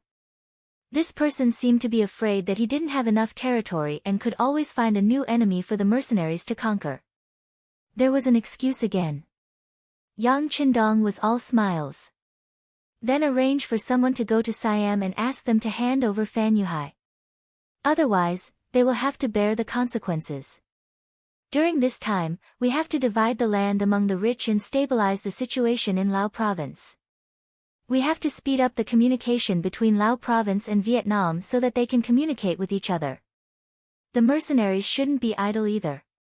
Eliminate the opposing forces in Lao province as soon as possible. In short, before we attack other countries, we have to stabilize this place. If we don't achieve this goal, the 2nd and 3rd regiments won't participate in the next war. Please be at ease, Sixth Young Master. We will definitely resolve the problem here in the shortest time possible. Luo Pe and Wusheng replied with an anxious look on their faces when they heard this. Following the 6th Young Master meant that they could fight wars, eat meat, and be promoted quickly. Right now, it was just that the requirements for Leng Feng's assessment were a little too high. Once they had enough soldiers, they would most likely have the qualifications to become division commanders. If they were really forced to stay here because of the security issues in Laos, wouldn't they miss out on a great opportunity? This was something they absolutely could not allow to happen. Crimson City. More than 4 million Han Chinese had settled down here, and the entire Ryukyu Island had been unified. The development of the entire island also began to speed up, especially Crimson City, which was the center of political, cultural, economic, and scientific development. It was a scene of prosperity. With Yang Qindong's approval, Qiqian City had nearly doubled in size. In terms of size, it was almost half the size of Beiming's capital, but it was still barely enough to supply the merchants and trade routes of the entire country. As a result, many factories began to expand at a faster pace. Whether it was the factories or the workers, they were increasing exponentially. Yuan Shaoqian, as an outstanding political teacher, had a lot of work to do. With so many new people joining, whether it was ideological work or teaching them how to read and write, he was so busy that he felt like he did not have enough time. However, he did not complain at all. Instead, he worked tirelessly. In the words of his parents and sister, he was still young, so there was nothing wrong with working and learning more. Otherwise, when he was old, he would not have so much energy to learn. Even though he could only sleep about 6 hours a day because of how busy he was, Yuan Shaoqian did not slack off at all. This was because he knew how much attention the Yuan family had attracted, and many people were jealous of them. His father, Yuan Qi, was the factory manager of the power plant. His mother, Zhou Hua, was the director of the main garment factory. Just the workers in the few factories under her command added up to more than 100,000 people. One could imagine how much power she had. However, they could not compare to his sister, Yuan Xiaoyu. At that time, she was the head of Crimson City's propaganda department. Whenever she had free time, she would go to the palace that everyone in Crimson City admired to accompany the 6th young master's 3 wives. Sometimes, she would even spend the night there. There was news that when Yuan Xiaoyu turned 18, she would become the new wife of the 6th young master. The wife of the 6th young master, how noble was that? Just based on this, the Yuan family did not need to do anything and could still eat and drink well. It was also because of Yuan Xiaoyu's existence that even City Lord Yu Qian and the 2 military commanders, Leng Song and Gao Xiong, would be very polite when they met the Yuan family. Because of this, although some people were envious, they did not dare to do anything jealous. Under this kind of pressure, Yuan Shaoqian's efforts seemed so ordinary. It seemed that everyone thought that this person could have his current position. Not long ago, Yang Qindong personally promoted him from a battalion-level instructor to a deputy regiment-level political commissar. That was not the result of his own efforts, but because of his sister, Yuan Xiaoyu. However, this could not dispel his passion for work and private efforts.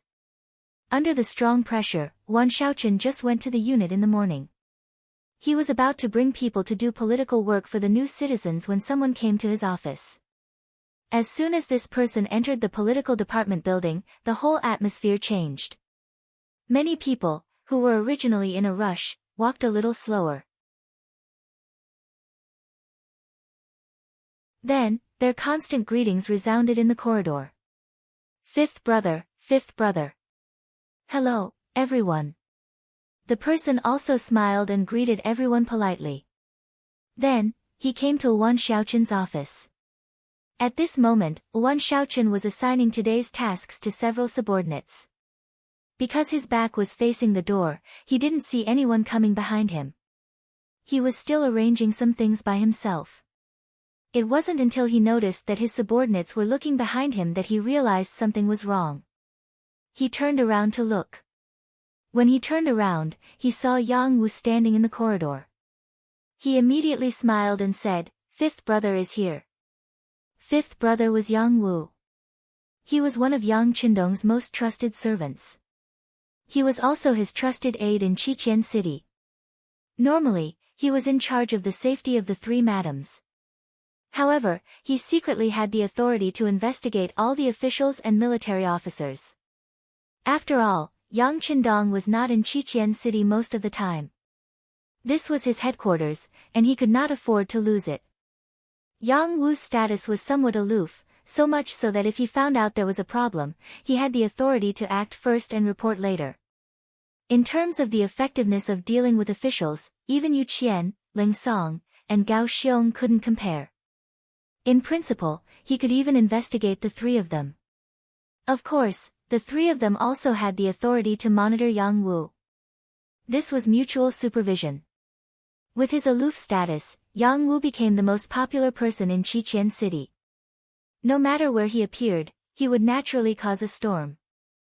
Many times, following his appearance, who knew how many corrupt officials would fall off their horses? Of course, they came to see Yuan Shaoqian today not to investigate him. This was something that everyone had reached a consensus on. What a joke. His sister was the future wife of the sixth young master. That meant that she would be Yang Wu's future mistress. No matter how bold he was, he would not dare to touch the mistress's brother without asking for permission. Shaoqian, don't be busy. The young master has given an order. Yang Wu said with a smile on his face. He had a good impression of Yuan Shaoqian. He clearly had the qualifications to be a silk pants, but he did things with propriety.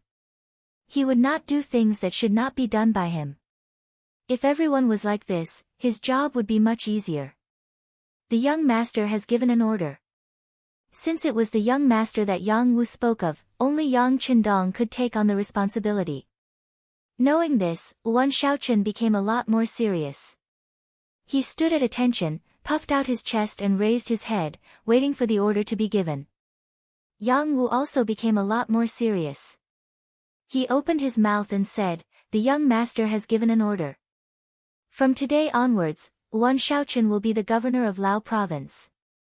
Immediately hand over the work in your hands."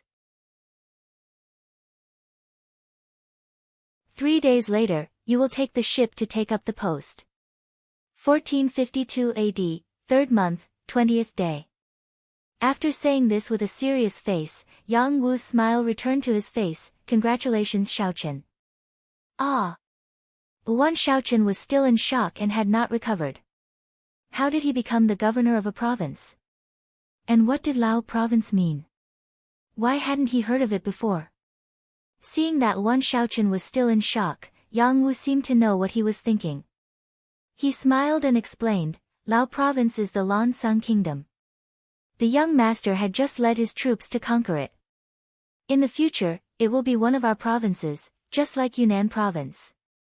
There are a lot of things waiting to be done. There will be room for you, Shaoqian, to perform, he. The news of the Lan Sung kingdom's destruction had not been officially announced. Many people did not know. Now that it was announced by Yang Wu, naturally no one would doubt it. However, it still caused a huge uproar. It had been less than 2 months since the sixth young master left Qiqian City, and he actually destroyed another country.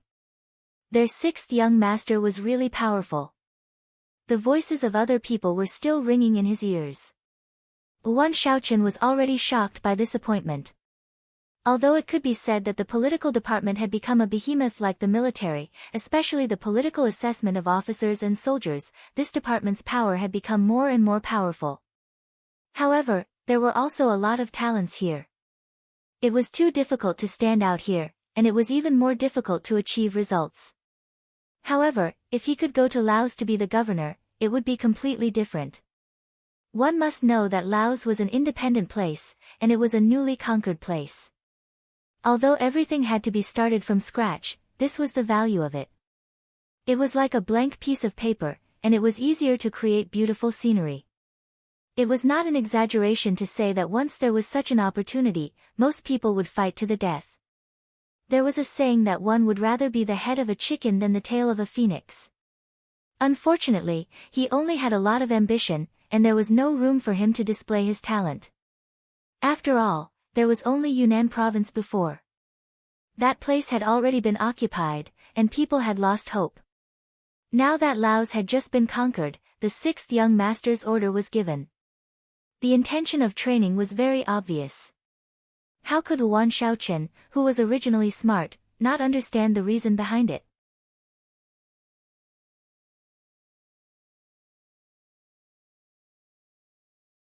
Chapter 594. Congrats, congrats. While his mind was still filled with shock and excitement from this new information, he heard a familiar voice. Mo Qingyu and Ji Fei had appeared in front of him at some point. These two were members of the political department. Mo Qingyu was also the political commissar of the 1st Division of Lingfeng, while Ji Fei was the political commissar of the 1st Division of the Navy. Both of them were people of high status and power. They were in the same office today. When they heard that Yang Wu was here, they came out of courtesy and heard the order. They immediately understood that the 6th young master was here to help his brother-in-law. The two of them immediately came out to congratulate him. Committee member Mo, committee member Ji. Looking at the two, Wan Shaoqin habitually saluted them. Ha, good, good. After all, Shaoqin is still a member of the political department. Now that you have made a name for yourself, you are the glory of our department. Tonight, committee member Ji and I will hold a farewell banquet for you. You must come. Mo Qingyu laughed and used this opportunity to improve his relationship with Wan Shaoqin. Although he was the #1 committee member in the department, in reality, he was not much different from the other 3 committee members. If he wanted to have real power, he would have to become a vice minister. If he wanted to achieve this goal, he would need more people to support him. If Wan Shaoqin was willing to support him at the critical moment, it would be a great help. TL note, Yang Qindong is the minister of the Ministry of Defense. Yes, we're representing the department. Shaoqin won't refuse, right? Ji Fei obviously understood the reason behind it and said with a smile. The 6th young master only gave him 3 days. If he did not make the first move, then he would not have a chance to improve their relationship. Facing the enthusiasm of the two superiors, Wan Shaoqin could not refuse. He could only look at Yang Wu, who had come to deliver the order.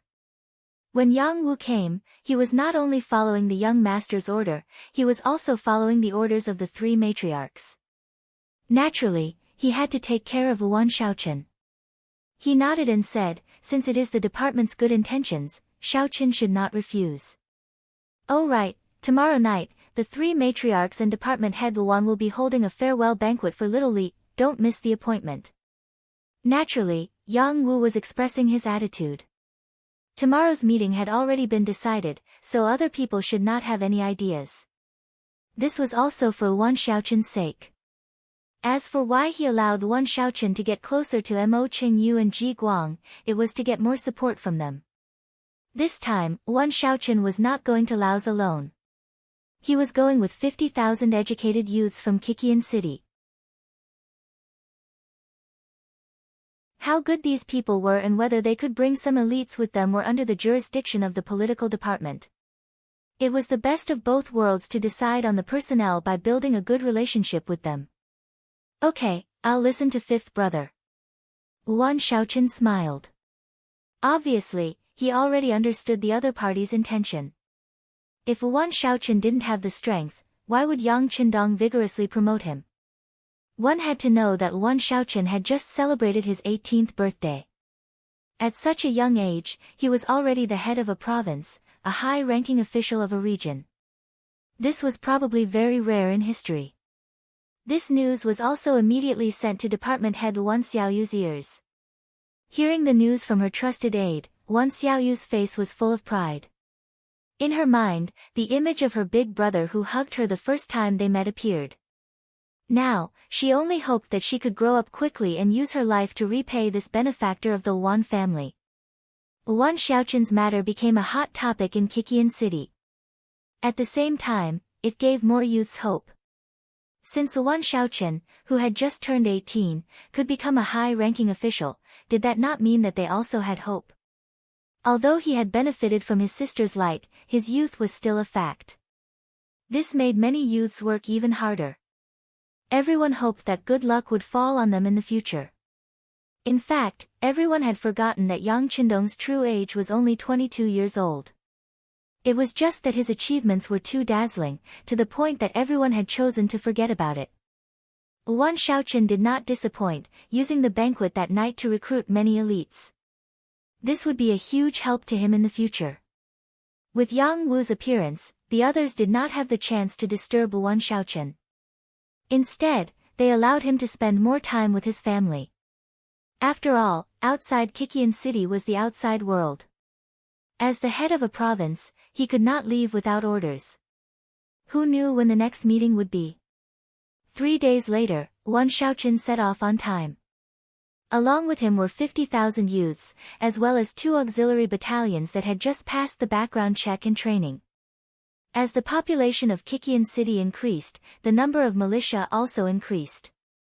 According to the rules, once the militia had served for over half a year and passed the background check, they would be able to join the auxiliary army. This was also due to the change in the situation.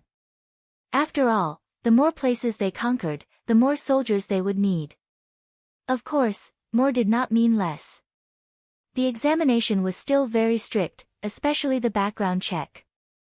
Who knew how many people were rejected?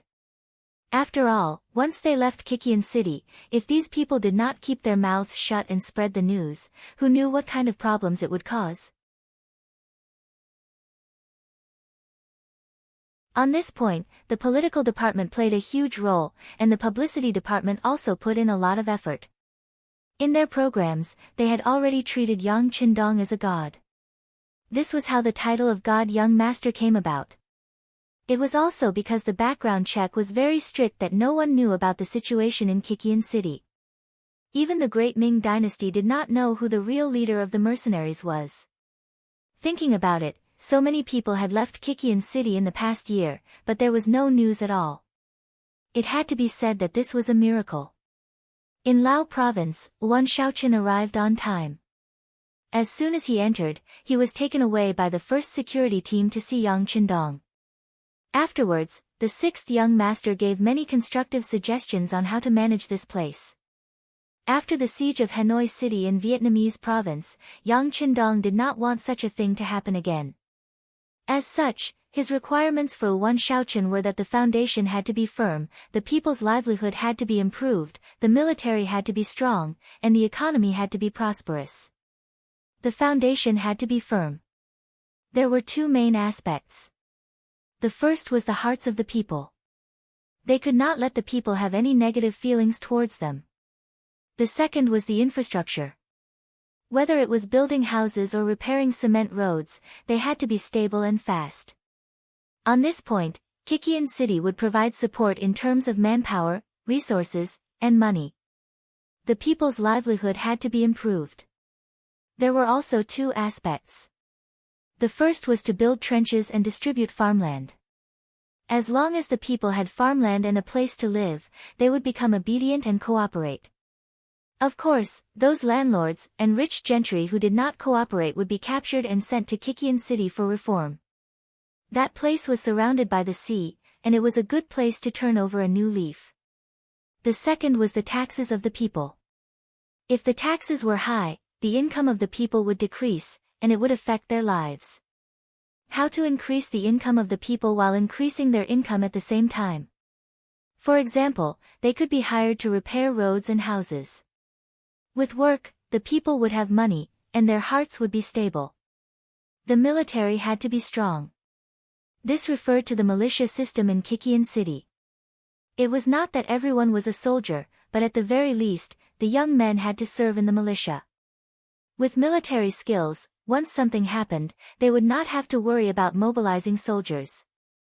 In order to make everyone more motivated, they could reduce the militia's taxes.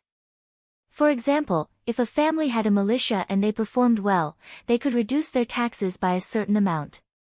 In this way, they wouldn't have to worry about not having enough soldiers. The economy had to be prosperous.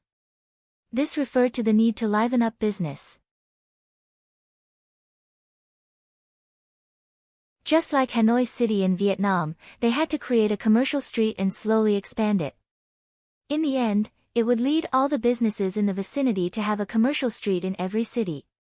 As the saying went, without commerce, there would be no rich country, and this was the principle. Under Yang Qindong's careful guidance, Wan Shaoqin memorized the instructions in the book, which gave him a general understanding of the work in the future. Next, he only needed to do it one by one. When a problem appeared, he would solve it one by one. His experience would become better and better, and his ability would become stronger and stronger. After recording these problems, Yuan Shaochen asked a more daring question. That was, should the expansion continue? Of course, he was not against expansion. Under the ideological and political education, the people from Qiqian City knew that Yang Qindong had to send out troops to destroy one country after another in order to save more people. However, continuous expansion would also bring some hidden dangers. For example, the instability of the rear. If this problem could not be solved, once a problem occurred, it would be a big problem. It meant that many people who had just seen hope would once again fall into endless war and return to a life of poverty. This was not what Yang Qindong wanted. Yuan Shaochen thought about it all the way on the ship before asking this question. He didn't even know if he would incur Yang Qindong's wrath after saying this, but since Yang Qindong trusted him so much, he had to say whatever was in his heart. This was what it meant to repay a debt of gratitude. Ha! To Yuan Shaochen's surprise, Yang Qindong was not angry. Instead, he laughed and said, I know what you are thinking. Don't worry, without a stable foundation, there will not be too much expansion for the time being.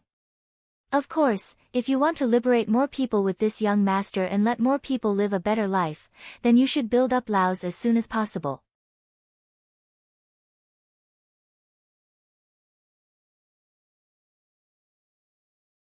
Chapter 595. After saying this, Yang Qindong patted Yuan Shaochen's shoulder.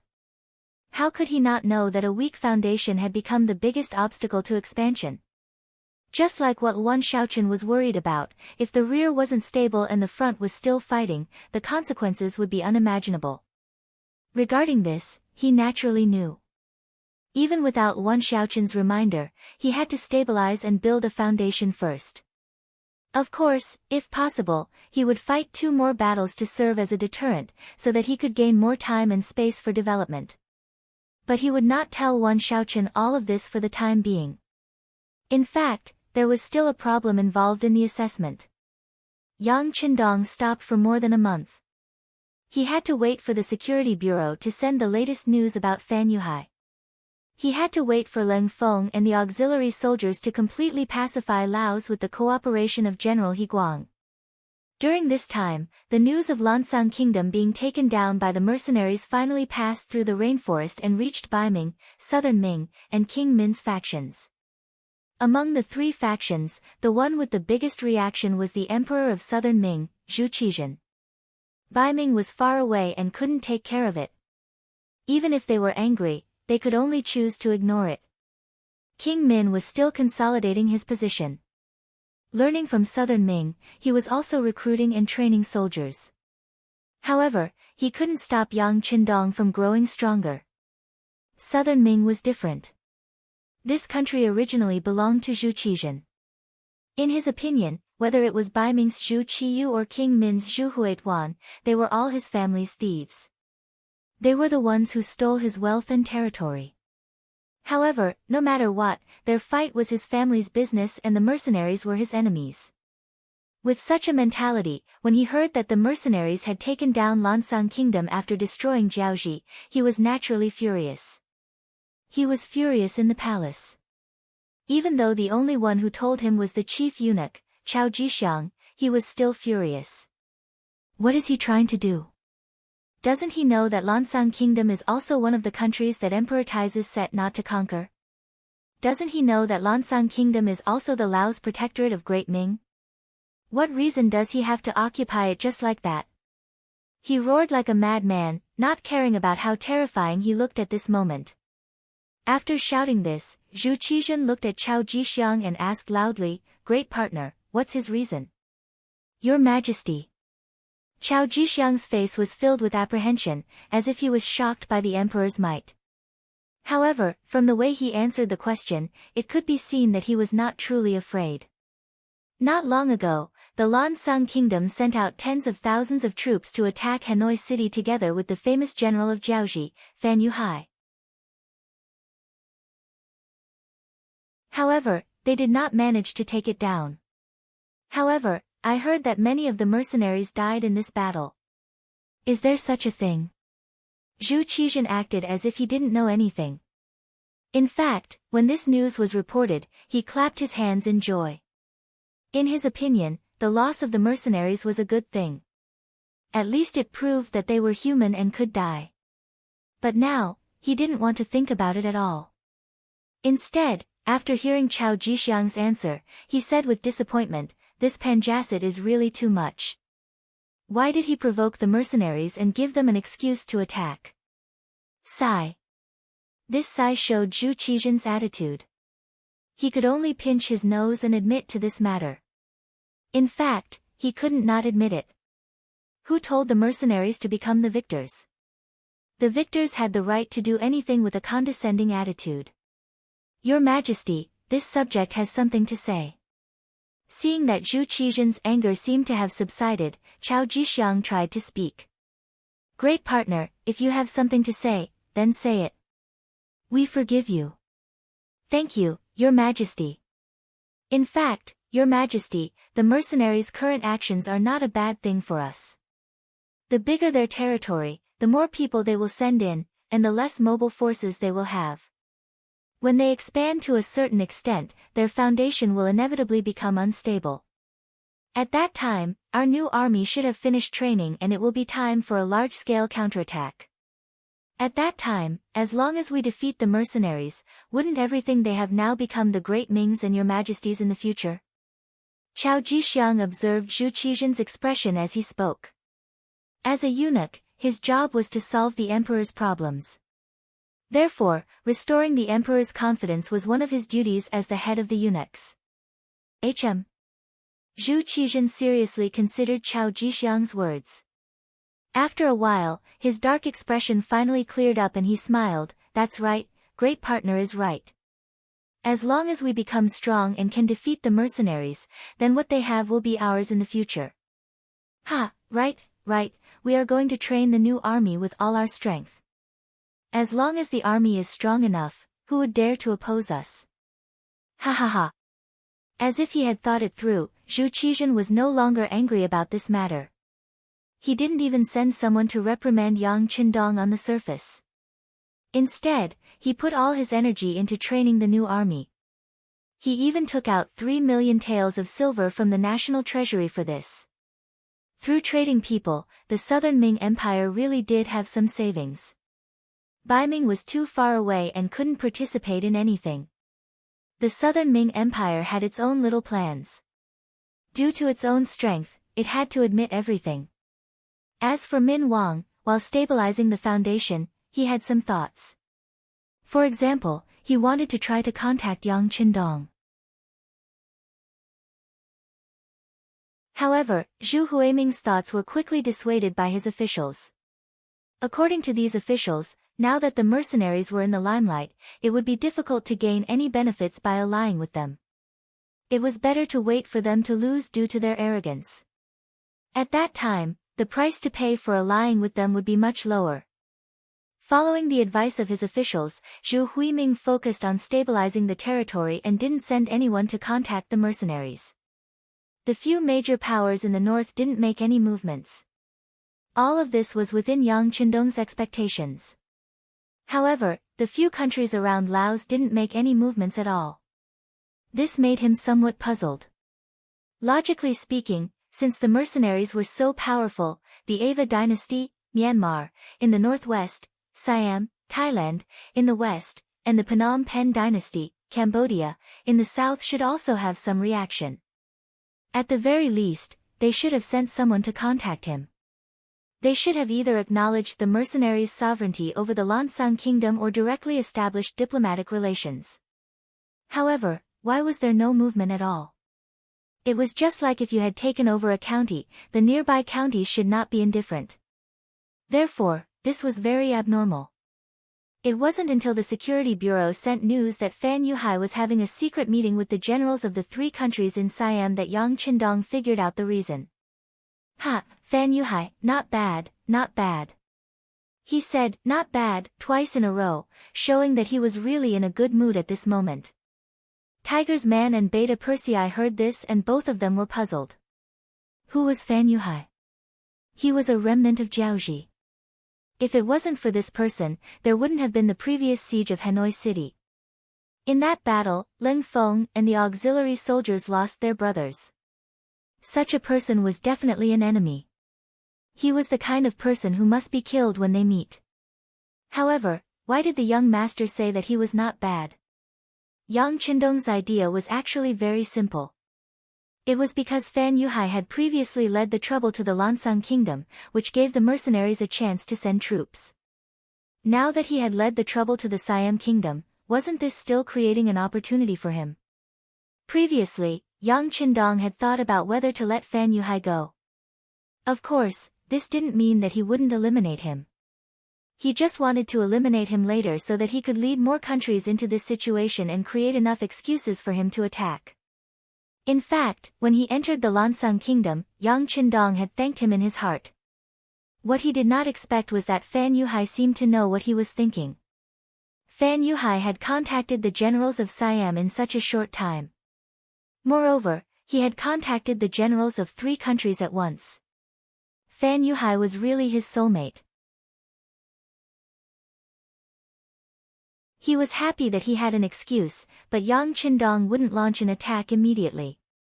War wasn't as simple as just talking about it. Every battle involved too many things. There was information, terrain, comparison of forces and deployment, logistical support, provisions and equipment, morale, and so on. If any of these were not prepared, it might lead to the failure of the war.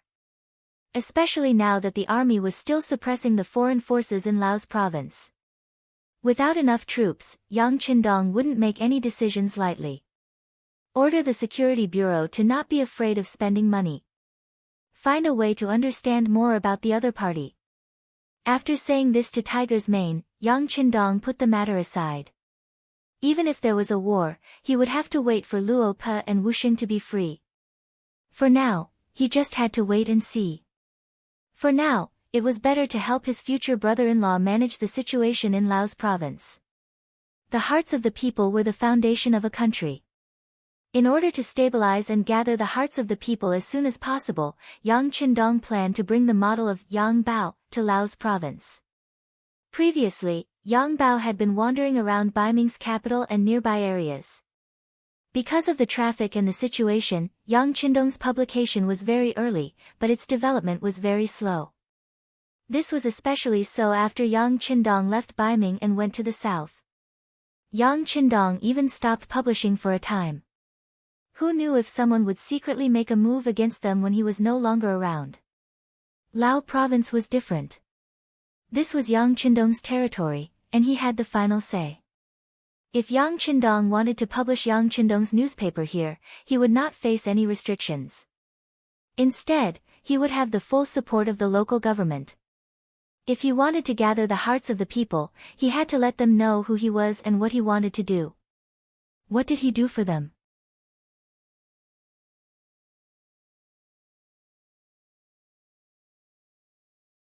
Chapter 596. How could he achieve this result? Public opinion and propaganda were obviously very important. Yang Bao became the medium to communicate the close relationship between the government and the people. With Yang Qindong's approval, every large city in Laos that was occupied had a large tea house that was being renovated. It was named the World Knowledge Tea House. Once the tea house was completed, it would be open to the public.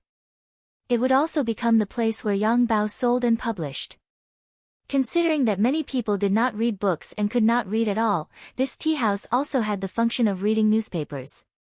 In other words, as long as you entered this tea house, as long as it was business hours, there would be people reading the latest Yang Bao content for free. This ensured that everyone would know what was happening outside, what new policies were coming up, and what benefits the people could get. Not only that, but world knowledge was also free. In other words, drinking tea was free. This greatly lowered the threshold to enter this place. Of course, other than tea, other snacks, wine, and dishes would require money. After all, the tea house had to continue operating. In this way, unless the people who came were poor, as long as they had a bit of status, they would feel embarrassed to only drink tea and not order anything else. On average, there would not be a problem to break even with world knowledge. Because of the popularity, it would not be a problem to earn money at all.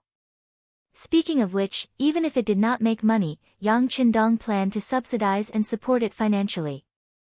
After all, this was originally a propaganda tool. Those who were illiterate could listen to it for free and understand the world's affairs. Those who were literate could directly buy the latest issue of Yang Bao and take it home to slowly read it. Not only that, if something interesting happened around you, such as some family affairs, strange or funny things, it would be counted. If you were treated unfairly by the government, you could also tell such a story to the staff of World Knowledge. Once it was accepted and included in the Yang Bao, not only would the matter be valued by more people, there would be a high chance that it would be solved, and you would also receive a certain amount of information fees. This was also a good way to make money. What Yang Qindong did not expect was that the emergence of this policy actually gave birth to the journalist industry.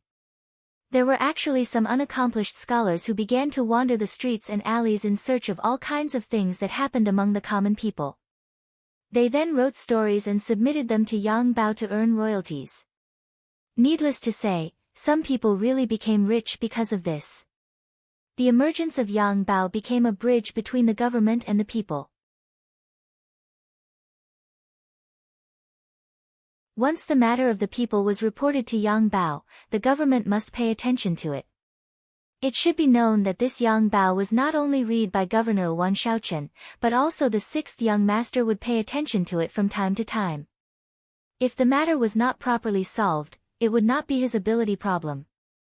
In the next official examination, they would be eliminated. The appearance of Yang Bao had greatly affected the efficiency of the government, so they didn't dare to play any tricks. Many people also benefited from this. Yang Bao was affectionately called the people's own newspaper. Because of this, the World Knowledge Tea House was full every day. Other than some high-ranking officials and nobles who liked to appear here and know the contents of Yang Bao immediately, many people who had a little spare money were also willing to spend money here. These people seemed to be afraid that the World Knowledge Tea House would not be able to continue operating because of free tea. In this case, if they had any grievances or hatred, they would not have a direct channel to the higher-ups. Therefore, Sure Air and the others would come to support them. Once an industry was recognized by the people and received the support of the people, not only would it have a greater influence, but the speed of making money would also begin to accelerate. In less than a month, the World Knowledge Tea House turned its losses into profits. This was greatly beyond Yang Qindong's expectations. It was just that he had no intention of earning any money from this aspect. In line with the idea of taking from the people and using for the people, he ordered to increase the return of the author's fee and information fee. As a result, more and more people either raised the information or directly submitted a draft. Some people, when they really couldn't find any problems with the government, wrote a story about how his neighbor quarreled with each other last night and didn't sleep well. From this point of view, it was clear how influential Yang Bao was. And it was such a newspaper that allowed the people to be able to protect their rights. It allowed them to write about the government's policies and various stories that seemed to have happened to them. It greatly reduced the distance between them and the government, and strengthened their recognition and identity of the Lao government. Seeing the effect of Yang Qindong's paper was so good, he waved his pen and asked Vietnam to follow suit. He also sent some of Yang Bao's experienced people to help Vietnam. And just a month later, dozens of World Knowledge tea houses also sprouted like bamboo shoots after the rain in the major cities of Vietnam. There was a trend of more and more of them, and the distance between the mercenaries and the Vietnamese people was shortened. Waiting for the dust to settle, Yang Qindong had already stayed in Lao province for 3 months, and Wan Shaochen had been the provincial governor for more than 2 months. He had already begun to adapt to the new environment and work.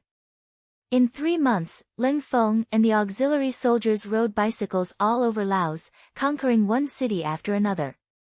In the face of an invincible force, more and more people surrendered.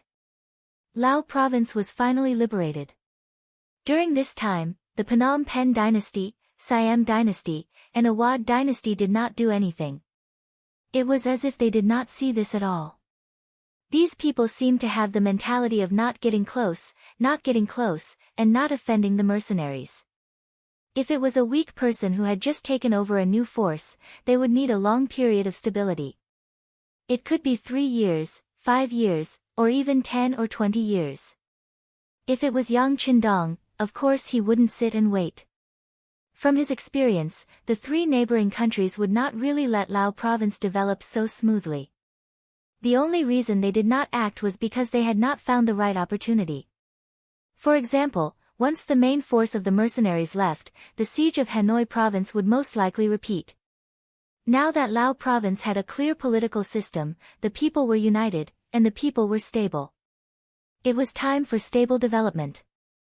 Yang Qindong would never allow the same thing to happen again. So, if others did not come looking for trouble with him, he would take the initiative to find trouble with others.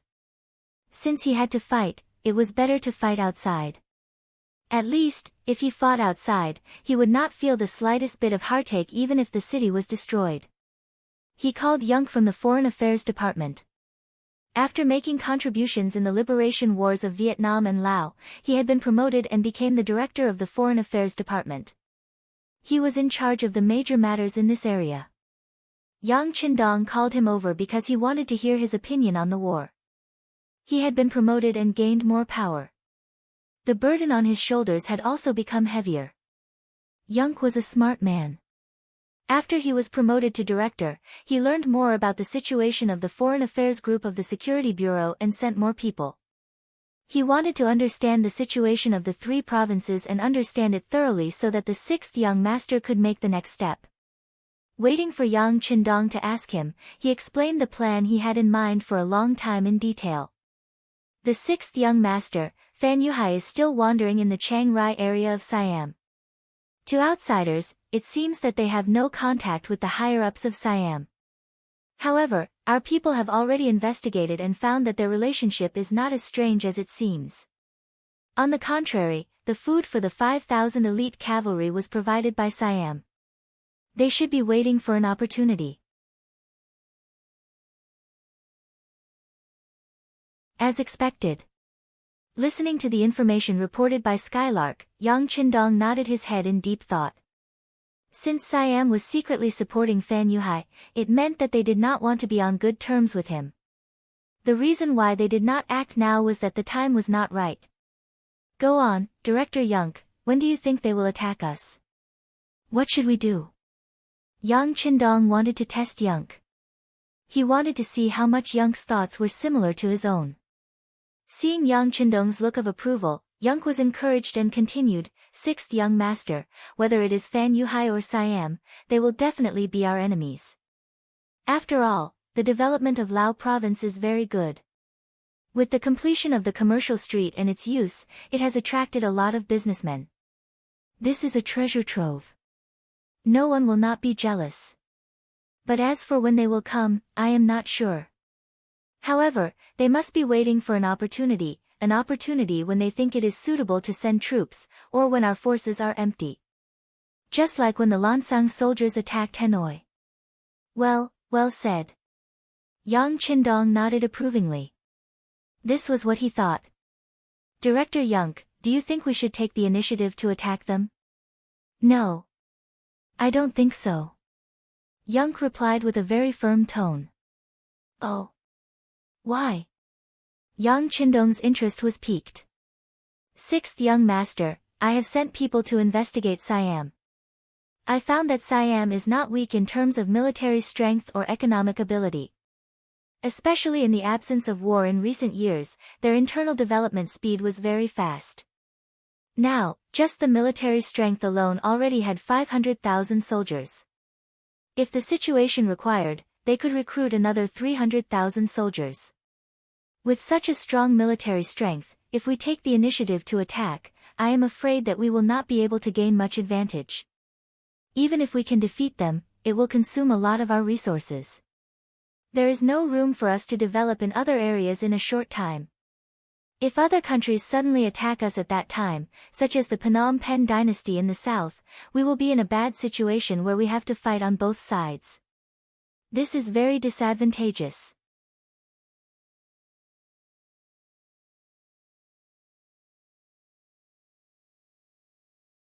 Chapter 597. After saying this, Young was afraid that what he said would diminish his own prestige and boost the morale of others, so he quickly added, although our mercenaries are very powerful and are not afraid of any enemy, if the plan is more thorough, we can completely avoid such a situation. Isn't that better? How can the plan be more thorough? Yang Qindong had already heard the meaning of Young's words. Presumably, this person with a talent for intelligence must have a very good idea. First, enter the Phnom Penh dynasty and solve the problem in the south. We don't have to completely occupy them. In fact, we don't have enough manpower now, but as long as we are afraid of them, it will be fine. So, when Siam dares to make a move, we have nothing to worry about.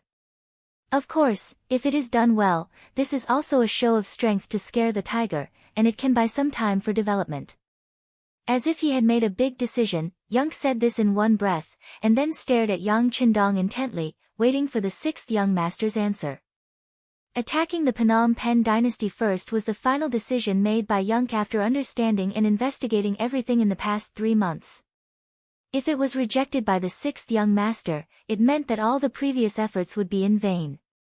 The plan would have to be pushed back, which not only took time, but also made him lose face in the eyes of the sixth young master. This was definitely not what he wanted to see. Yang Qindong listened carefully to Young's plan, but did not immediately express his opinion. Instead, he got up and walked to the sand table not far away. When Young also walked to his side, he asked casually, if we want to attack the Phnom Penh kingdom, we always need a reasonable reason. Sixth young master, your subordinate has already prepared a reason. As long as you give the order, we can brazenly kill our way over. Hearing Yang Qindong's request for a reason, Young's heart pounded rapidly. He knew that this was the sixth young master's approval of his plan and had begun to consider how to implement it. What kind of reason? Yang Qindong hadn't thought that Skylark would have thought of this, and he couldn't help but look at her in a new light. Sixth young master, I have already made arrangements. First, I spent a lot of money to buy 50 sets of enemy military uniforms from the right Prime Minister Dun of the Golden Border Dynasty. Then, they would send out intelligence agents to disguise themselves as them and attack the Solangan family's caravan. By the way, the Sorangans are a famous business family in Laos. They are very rich and have always had business dealings with the Phnom Penh dynasty. Listening to Skylark's plan step by step, Yang Qindong's mind was filled with 2 words, shift the blame onto others. That's right, Skylark's plan was to blame the Golden Rim dynasty for the ambush of the Solangans. In this way, the mercenaries would have enough manpower to send out troops. After all, since the Solangans paid the taxes to the mercenaries on time, the mercenaries should protect their safety and business interests. It had to be said that this plan was pretty good. It was a commonly used excuse to invade. However, looking at Skylark's arrangement, he seemed to be more prepared and detailed. Well, this is a good plan, but it's not enough. The Golden Rim dynasty has never been in our eyes, but the strength of Siam should not be underestimated. The young master thinks we should do this. Yang Qindong said, making up for some flaws in the plan. Skylark listened with stars in his eyes. He had a feeling that the sixth young master must have wanted to do this for a long time. The reason why he said it was because he wanted to test himself and listen to other people's opinions. In any case, this time his answer should be very satisfactory to the sixth young master, and his impression of him would be better. Yang Qindong's impression of Skylark was indeed good. This person was good at intelligence and dared to be a lone hero. Now, his ability to trick people was also very good. Anyone who had such an opponent would have a headache. Of course, it was a blessing to have such a subordinate. There were many things that he did not need to think too much about, and Skylark would do everything for him. Such a subordinate was worrisome and reassuring. With Skylark's ability, would he betray his master one day? He believed that as Skylark understood the strength and power of the mercenaries, such thoughts would become smaller and smaller until they did not exist at all. Yang Qindong could promote a person, and he could also destroy a person. However, no matter how much he thought about it, Skylark wouldn't do such a thing. He was a smart person, and smart people would know how to do it. They would be able to obtain more benefits while protecting themselves. No one knew what Yang Qindong and Skylark talked about. In short, Skylark left with a face full of excitement. After some time, Tiger's man was called into the study room and received an order. That was to secretly transfer the 6 battalions and 1 regiment of the newly formed auxiliary troops over to Laos. He had great use for them. Currently, there were 2 main regiments and 22 auxiliary battalions of the Cold Vanguard Army in Lao Province. Overall, there were about 12,000 soldiers. Even with the 30,000 Laotian troops led by He Guang, it did not reach 50,000. In the eyes of outsiders, it was clearly not enough to start a war against the 3 neighboring countries with just this amount of military power. Although it was said that quality was the most important thing in an army, if there were too few men, they would not even be able to defend the city. How could that be possible? In order to make preparations, Yang Qindong could only go to Chichen City to transfer more troops. With another Cold Vanguard regiment and 6 other battalions, although there were only 4,000 men, it was still not enough. However, it was more than enough to deal with the current situation. At least the plan could be carried out. Our forces are still too little. Yang Qindong sighed and shook his head, suppressing the thought. With his current strength and the number of people under his control, it was not too difficult to build an army of a few 100,000 men. However, how could an army like that fight? He wanted to build elite troops. This way, not only could he equip them with the best equipment, he could also save a lot of money. Although he didn't lack money now, there were too many things he wanted to do. For example, he was preparing to build cement roads in all directions on all the land he occupied. Just this project alone would cost a lot of money. After Skylark received Yang Qindong's permission, he began to plan. Only 10 days later, he received news that the caravan of the Sorangan family was returning from Golden Rim City, the capital of the Golden Rim dynasty. Tell them to get ready. The plan will be carried out at Shangding. Skylark said confidently. Shangding. It was one of the cities in the Golden Rim dynasty. It was close to the Mekong River and was very close to the Lao province. Because of the importance of the geographical location, it had also become an important supply point for many caravans. Nashin was leading the caravan here to replenish their supplies. As an established business family in Laos, they bought a lot of new products from the commercial street in Wanxiang City when it opened. Then, he led a team to deliver the goods to Phnom Penh dynasty's capital, Phnom Penh City. After making a big profit there, they returned.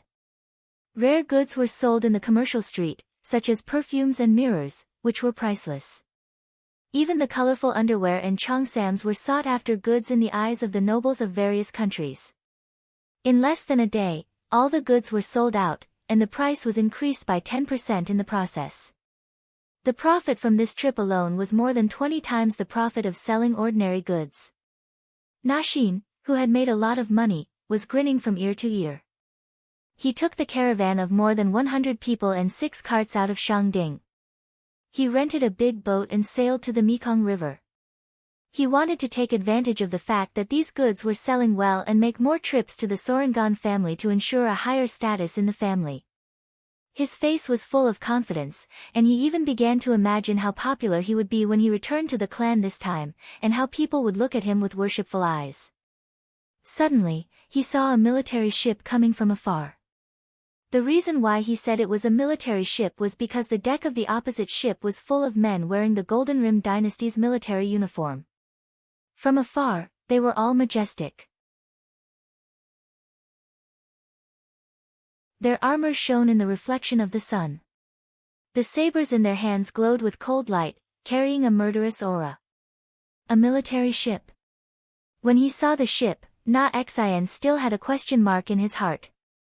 He didn't know how many times he had been to the Mekong River, but this was the first time he saw a military ship. The doubt in his heart just flashed through his mind. After all, the most important thing was to deal with the problem at hand. He hurriedly made a gesture to a guard behind him. The guard turned back to the cabin and came back with a money bag with 100 taels of silver in his hand. Nasheen took the money bag and put it in his arms. He felt that it was heavy, and at the same time, he felt more confident. When he saw the military ship approaching his ship, he didn't feel so nervous. Come out and be checked. After a wide plank was placed on the ship, the soldiers on the opposite side came over and approached Nasheen. Haha, thank you for your hard work. But I wonder why you are here. With a fawning expression, he immediately went up to greet them. What? Do we have to greet you if we want to appear anywhere? The leader of the soldiers looked unhappy. No, I'm just curious. I've never seen you on this route before. Of course, you can appear anywhere you want. By the way, we have a very good relationship with General Dagon. Every time we go to Golden Rim City, we will visit him in his mansion. While smiling, he talked about his background.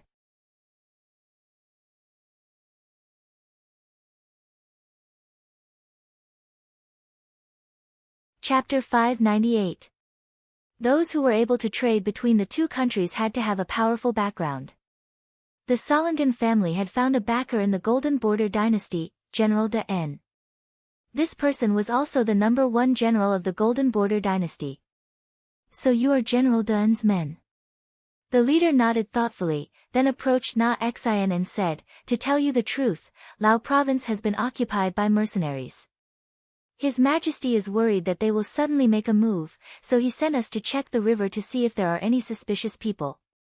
The leader's attitude had changed greatly, which was within Na Xian's expectations.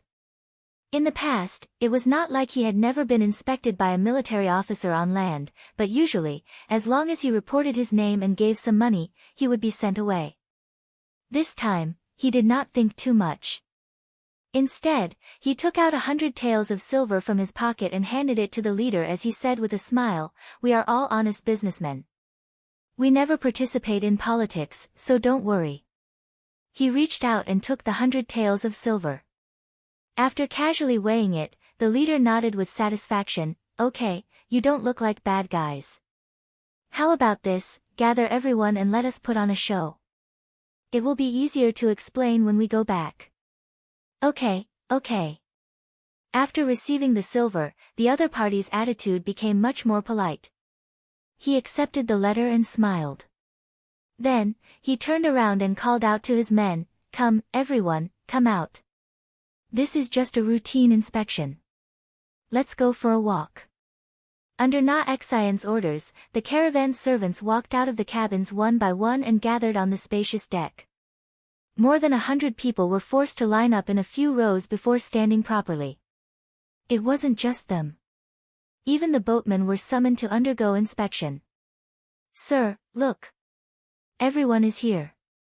They are all honest people." He smiled mischievously and waited for this sir to finish his inspection before continuing his journey back to the country. "Everyone is here. Not a single one?"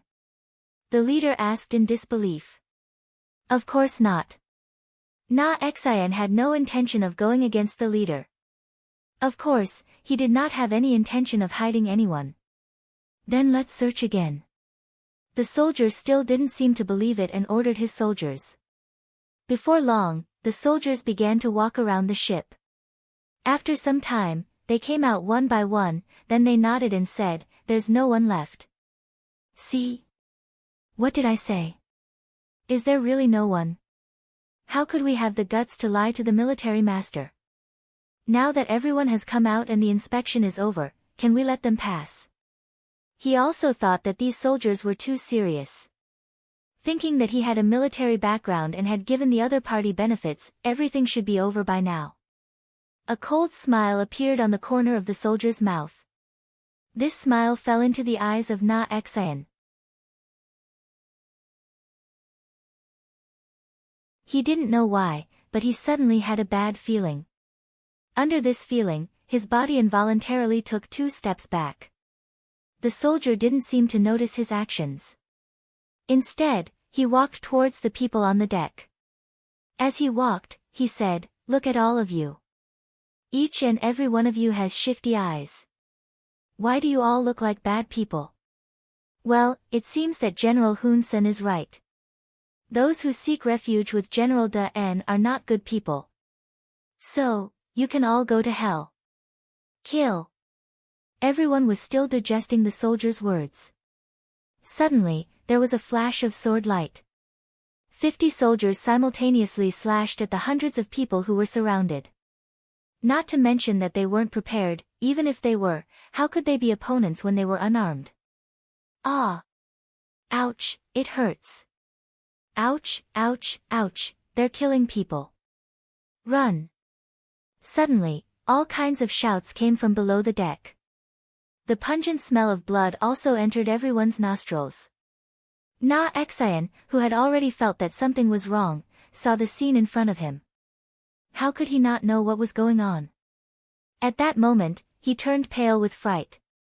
He desperately turned around and ran to the side of the ship behind him.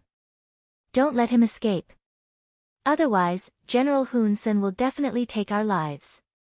As if he just noticed Na Xian, the leader of the soldiers shouted and chased after him with his sword.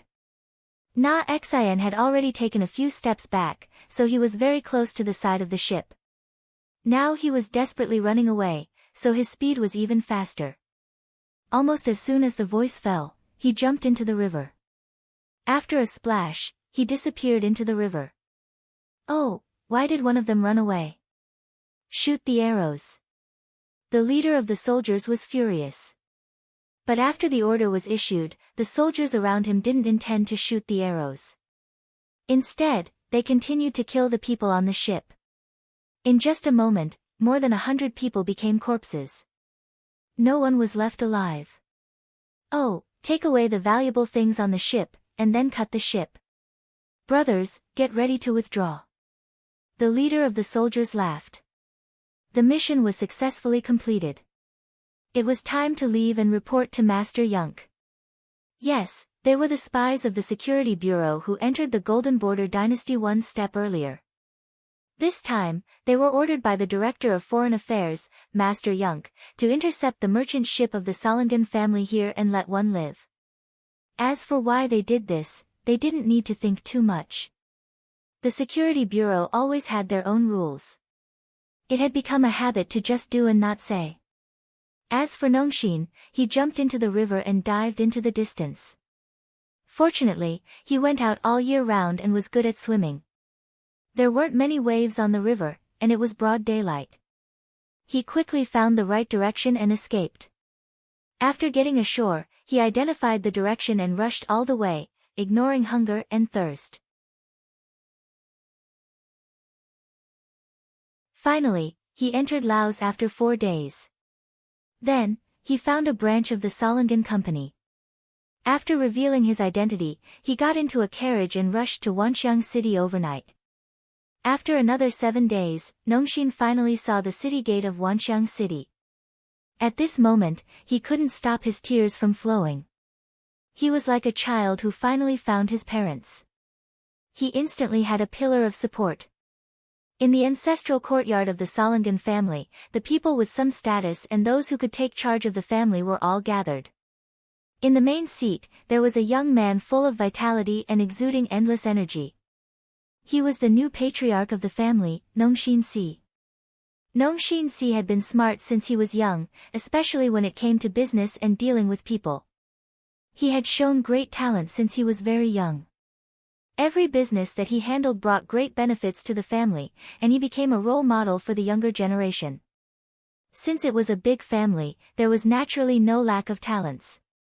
On the contrary, the mentality of seniority was very serious. Even if Nongxin Si had the ability, he still needed a huge opportunity to rise up. Otherwise, he could only wait until he had enough seniority. Nongxin Si's luck was quite good. The opportunity had finally arrived. The seemingly powerful Lan Sung kingdom had been destroyed in a single night. While everyone was still watching and still had a glimmer of hope for the former Emperor Pius, Nongxi decisively made his move. Since they were a business family, they naturally knew more about the outside world. Otherwise, it would be easy for them to be taken advantage of. When Nongxin Si was purchasing goods from a business street in Yunnan province, he was the person in charge of this. From there, he heard a lot about the sixth young master and saw how powerful the mercenaries were. Now, he knew that the Lan kingdom would definitely become a thing of the past. It was impossible for them to make a comeback. As such, he immediately made the decision to form a good relationship with the mercenaries. Opportunities were always prepared for those who were prepared. Since he couldn't form a relationship with the mercenaries, Nongxin Si took the initiative to look for the former state preceptor Long Qi and expressed his intention to form an alliance. Long Qi was also the winner of this political change. Although he wouldn't be able to enjoy any power in the future, he received 5 million taels of business capital. Not only that, he was also allowed to do business in the new Lao province. He wouldn't be pushed aside by the Han merchants in the business street. This was Long Qi's advantage. After Nongxin Si came looking for him, the retired state preceptor felt like a tiger that had grown wings. He now only had money and business qualifications, but he didn't know how to do business and how to make more money. All of these happened to be the strengths of the Sorangan family. A strong alliance, this was what they wanted.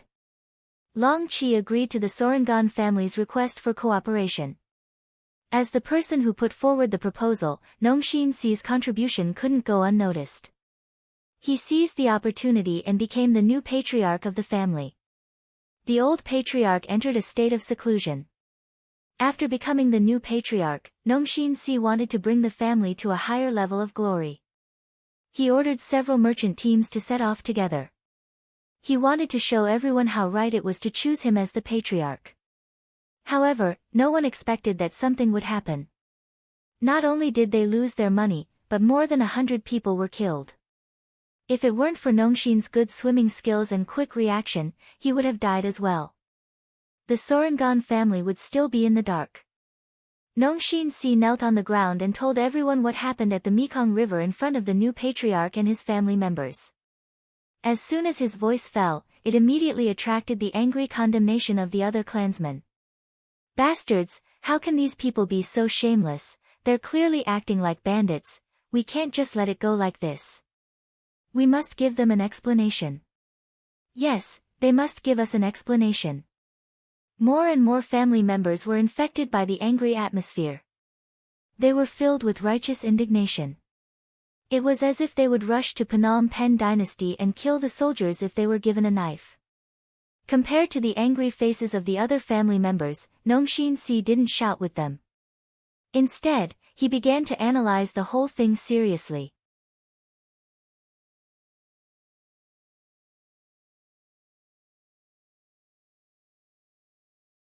Chapter 599. Judging from the testimony in the letter, it was obvious that there was a conflict between the two generals of the Golden Rim dynasty. Later, when they saw that the Sorangan family had made so much money, General Hun Sen disregarded General Dun's face and suddenly attacked them. It was the best of both worlds. The only fly in the ointment was that he had escaped back after accepting the letter, and the truth had come to light. The Sorangan family had been doing business for generations, so they had some money. However, it was obviously unrealistic to say that they wanted to compete with the generals of a country. If they really dared to do so, it would be like hitting a stone with an egg. In the end, the whole family's business in the Golden Bien dynasty would be wiped out. Businessmen mainly pursued wealth, so they would not use weapons unless it was absolutely necessary. Fighting with force was obviously not what Nong Si wanted, nor was it in line with the family's interests. However, since Hun Sen had made a move, how could he let it go? How could he easily bow his head? He would probably not even admit what he had done in the past. In this case, things were a bit tricky. While Nong Si was still thinking about the gains and losses of this matter, the family members had stopped arguing and looked at him. It seemed that this time, the patriarch needed to make a decision. Everyone, please calm down. Let me discuss this matter with Mr. Long Qi and then make a decision. He, Nong Si, didn't make any rash decisions in public. He knew that the more important the matter was, the more he had to calm down. Otherwise, if he acted rashly, he might bring terrible consequences to his entire family. Since the patriarch had spoken, no one had any better ideas, so they had to agree. However, some elders had already said that if this matter was not handled properly, they would consider reconvening the family meeting to choose a new patriarch. Nong Si could be promoted because he had Long Qi's support. However, if this support could not guarantee the family's interests, then they did not mind inviting the old patriarch. From this matter, it could be seen that many people were jealous of Nong Si's promotion. The family was not stable. Knowing the elders' intentions, Nong Si was not angry. Instead, he smiled and promised that the matter would be solved. After that, he brought a few of his attendants to the former state preceptor's residence and met with Long Qi. He was no longer the state preceptor and Long Qi didn't have as many official matters as before. Even the nobles of Kanglan were still ostracizing him. He wasn't used to being idle all of a sudden. Fortunately, the road of business had opened and he had already begun to reap rewards. Shining silver entered his pocket, making him smile so widely that he couldn't close his mouth. He also seemed to have suddenly become younger. Knowing that Nong Si had come, Long Qi laughed and walked into the main hall. He thought that the Golden Bian dynasty was going to settle the bill. He heard that he could get nearly 50,000 taels of silver, which was equivalent to several years of his salary. How could he not be happy? Mr. Long, something's happened. When he saw Long Qi, Nong Si immediately put down his pride as the patriarch. He cupped his fists and repeated what he said in the letter. Long Qi retracted his complacent expression and quietly listened to Nong Si's words. After understanding the whole situation, his first thought was that the other party wanted to take advantage of him and take advantage of him. But after thinking about it carefully, the other party now had more to rely on him, so they shouldn't do such a thing. Could it be that someone really didn't have eyes and took their money? It was difficult to do business, especially when you had to look at the faces of high officials and nobles. Sometimes you might even suffer a lot if you couldn't manage one aspect well. Although Long Qi hadn't done business before, he still knew the truth. But usually, the smaller the business, the greater the constraints. On the contrary, the more powerful the family, the easier it would be to do business. This was the power of connections. The Sorangan family had been doing business for generations. They had some connections and roots in some neighboring countries, even in the Great Ming dynasty. Logically speaking, such a robbery and murder shouldn't fall on them. But why did such a thing suddenly happen? As a former state preceptor, Long Qi obviously thought more than Nong Si, a businessman. It was precisely because he thought more that he felt the trickiness of this matter. Mr. Patriarch, what are you going to do? Long Qi didn't express his opinion immediately. It was a habit he had cultivated for many years. Before making a final decision, he would first listen to other people's opinions and learn from their strengths to make up for his weaknesses. Mr. Long, I want to send someone to communicate with General Hun Sen and see if I can persuade him. If they don't give us face, we can ask General Myun for help and let him put pressure on them.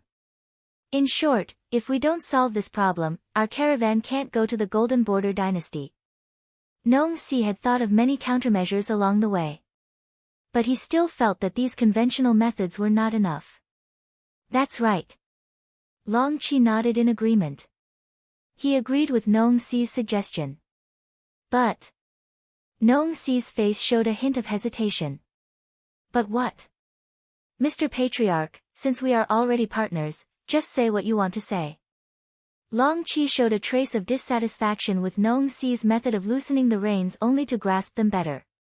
He had been an official for many years and held a high position. What hadn't he seen before? How could he not see through Nong Si's tricks? After being exposed, Nong Si's face showed a trace of embarrassment, but he soon returned to normal. A businessman must be thick-skinned. This was always the most important factor. A person who flinched when faced with a problem was destined to not achieve great things. Yes, Mr. Long, you're right. It's my fault. After admitting his mistake, Nong Si went straight to the point. I'm afraid it'll be difficult to resolve this matter. Since General Hun Sen has already taken action, he won't spit out the fat meat that's already in his mouth. In fact, he might even deny it. If that's the case, I'm afraid that even if General Da En puts pressure on him, it won't work. Not to mention, it's still unknown whether the two generals will really fall out with each other for a businessman like us. So, we have to make other preparations. Other preparations? What do you mean? Long Qi naturally understood the reason behind it. Officials protecting each other was not just a saying. When facing merchants, officials would always have a sense of superiority. Naturally, Nong Si's considerations had their own reasons. After pondering for a moment, Nong Si finally raised his head and said to Long Qi, "We have to be prepared. If we really can't do it, we can ask for help from the mercenaries." Ask for help from the mercenaries? Long Qi was shocked after hearing this, then he shook his head and said, No, how can the mercenaries bother with such a small matter? Besides, the Golden Border dynasty is an independent dynasty. They have no subordinate relationship with the mercenaries. Long Qi shook his head of course. He used to be a state preceptor, but now he was just a commoner. Previously, Yunk wanted to use him, so he was allowed to make conditions. Now that he was given 5 million taels of silver, he was allowed to do business, and he was given priority to take some goods from the commercial street. This was already very considerate. One shouldn't push one's luck. Naturally, this was also because Long Qi was currently in a weaker position. Otherwise, who knows how many times he would have taken advantage of this situation. Why not? Nong Si's face was firm. Mr. Long, didn't the mercenaries say that? They will protect the people, oh no. It's the interests of the people under them. Now that we are in Laos, we are already considered citizens here. We are doing business and have paid the business tax. Now that we have a problem, shouldn't we ask for help? Nong Si wanted to say that he should ask for an explanation from them. But he knew that he should keep it to himself. He didn't have the guts to make things difficult for the mercenaries. I still can't. Long Qi was first persuaded by Nong Si's words, but then he shook his head. Now he was just a commoner. Who knew if the mercenaries would care about him? If he took the initiative to ask for help, what if the mercenaries suddenly wanted to settle old scores? Money moved people's hearts. Now everyone knew that he had received 5 million taels of silver from the mercenaries. If someone wanted to take advantage of him and took the initiative to ask for money, should he give it to them? As for whether the mercenaries would do this, anyway, when Long Qi was the state preceptor, he did this many times. Judging others by their own standards, of course he would think that this was the right thing to do. Long Qi shook his head like a rattle drum, which made Nong Si feel a little discouraged. The reason why he wanted to work with Long Qi was not only because he could get more goods from the business street, but also because of Long Qi's connections and identity. If he couldn't even do this, why should he work with Long Qi and give up the benefits? This was not an ordinary matter. It was related to whether he could continue to be the head of the family. If he couldn't find a reasonable solution, he would be beaten back to his original state. It might even be worse than before. After all, everyone knew that he had the ambition to be the head of the family. Back then, no matter who became the head of the family, they would all suppress him. Now that he was the head of the family, of course, Nong Si didn't want to return to the past, let alone the past that was worse than before.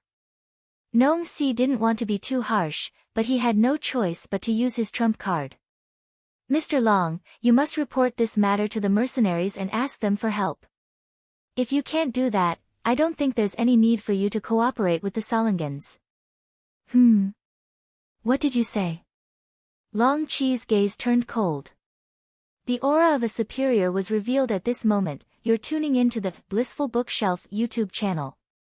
We're so grateful for your support, and don't forget to subscribe to join us on this incredible journey through captivating stories. Your generosity through donations truly makes a world of difference, as it's the primary source of revenue that allows me to expand and enhance this channel for you. Thank you from the bottom of my heart for being a part of this adventure.